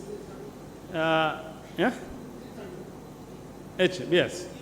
Italy. I don't know how I'm forgetting Italy. And the EU. There are important companies that already operate in Somalia from Italy, producing tractors and whatnot. And the Italian development officers here have been the pioneers in advocating for the agricultural sector in Shirweynaha and all these productive areas.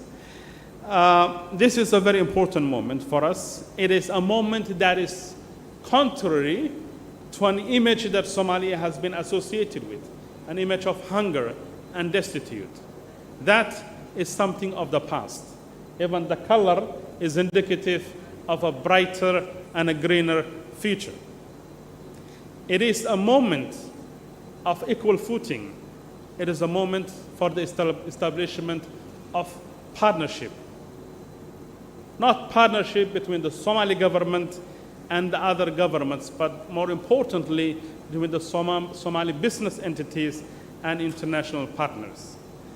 For me, it was indeed a very useful educational opportunity to understand how companies can utilize technology to desalinate seawater and use it for agricultural purposes or human usage.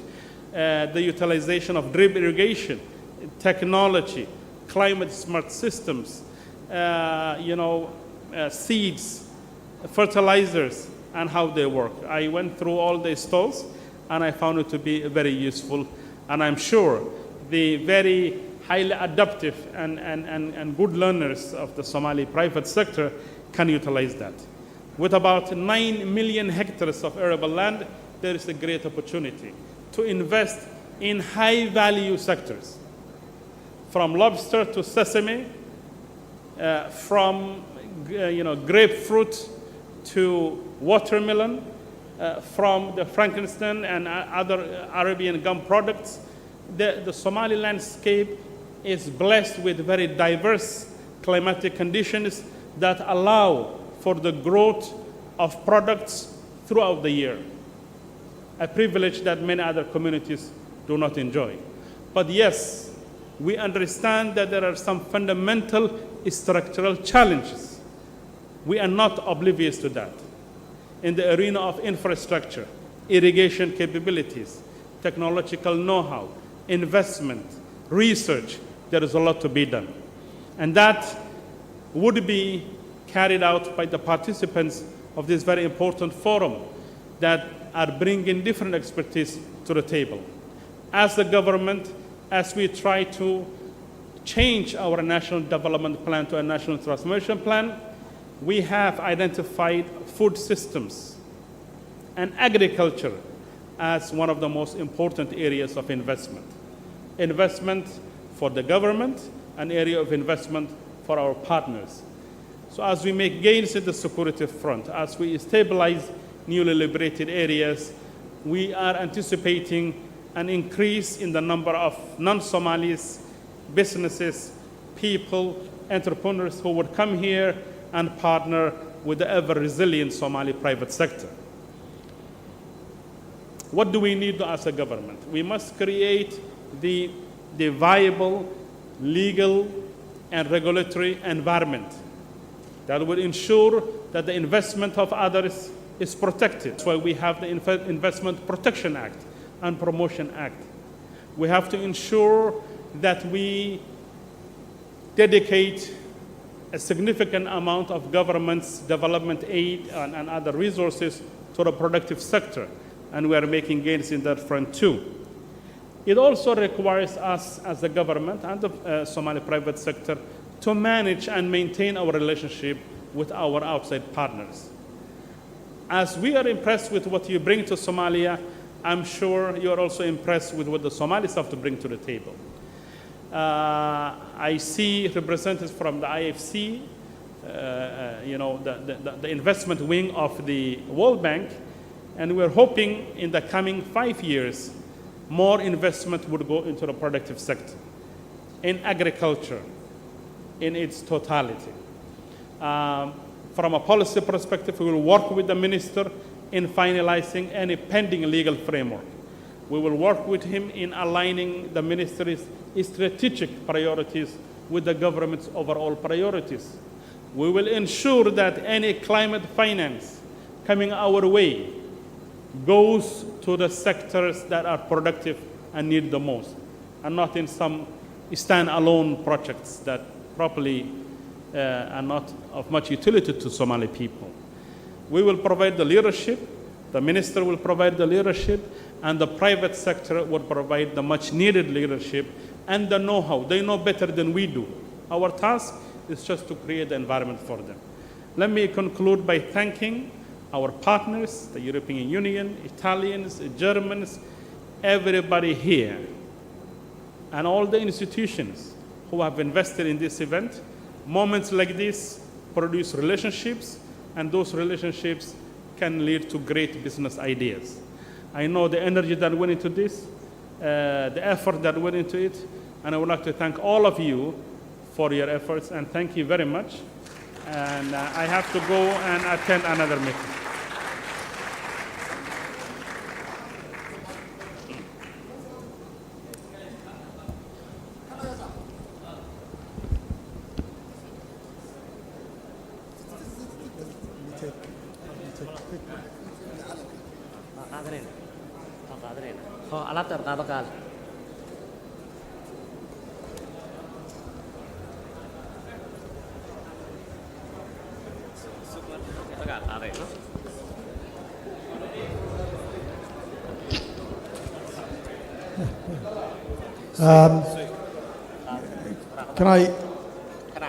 Can I encourage everybody, please, to be seated if you could?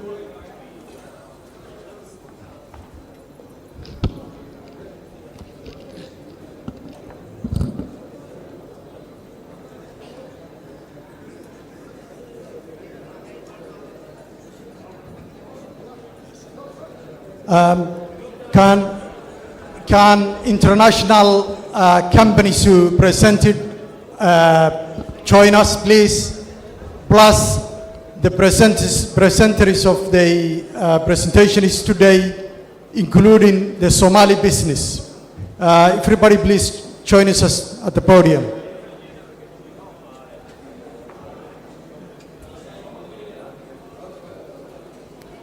Business presenters, both Somali and international, and also experts who presented.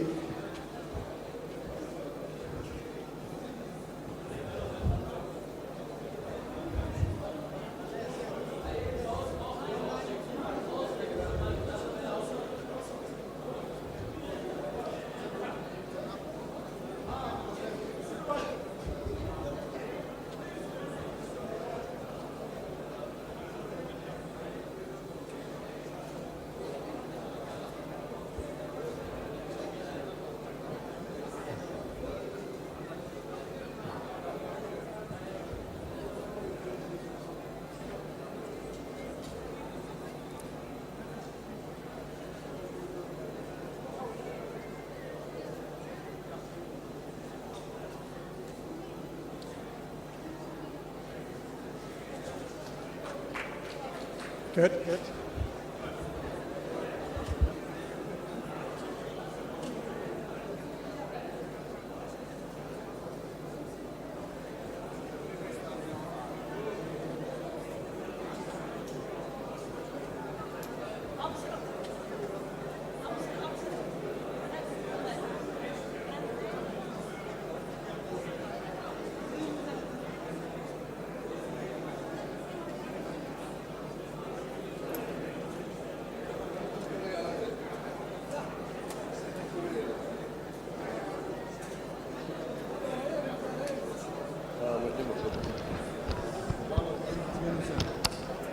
يا بنا بتغرى إحنا لو قاضي سحبوا أنت كتورة يا جور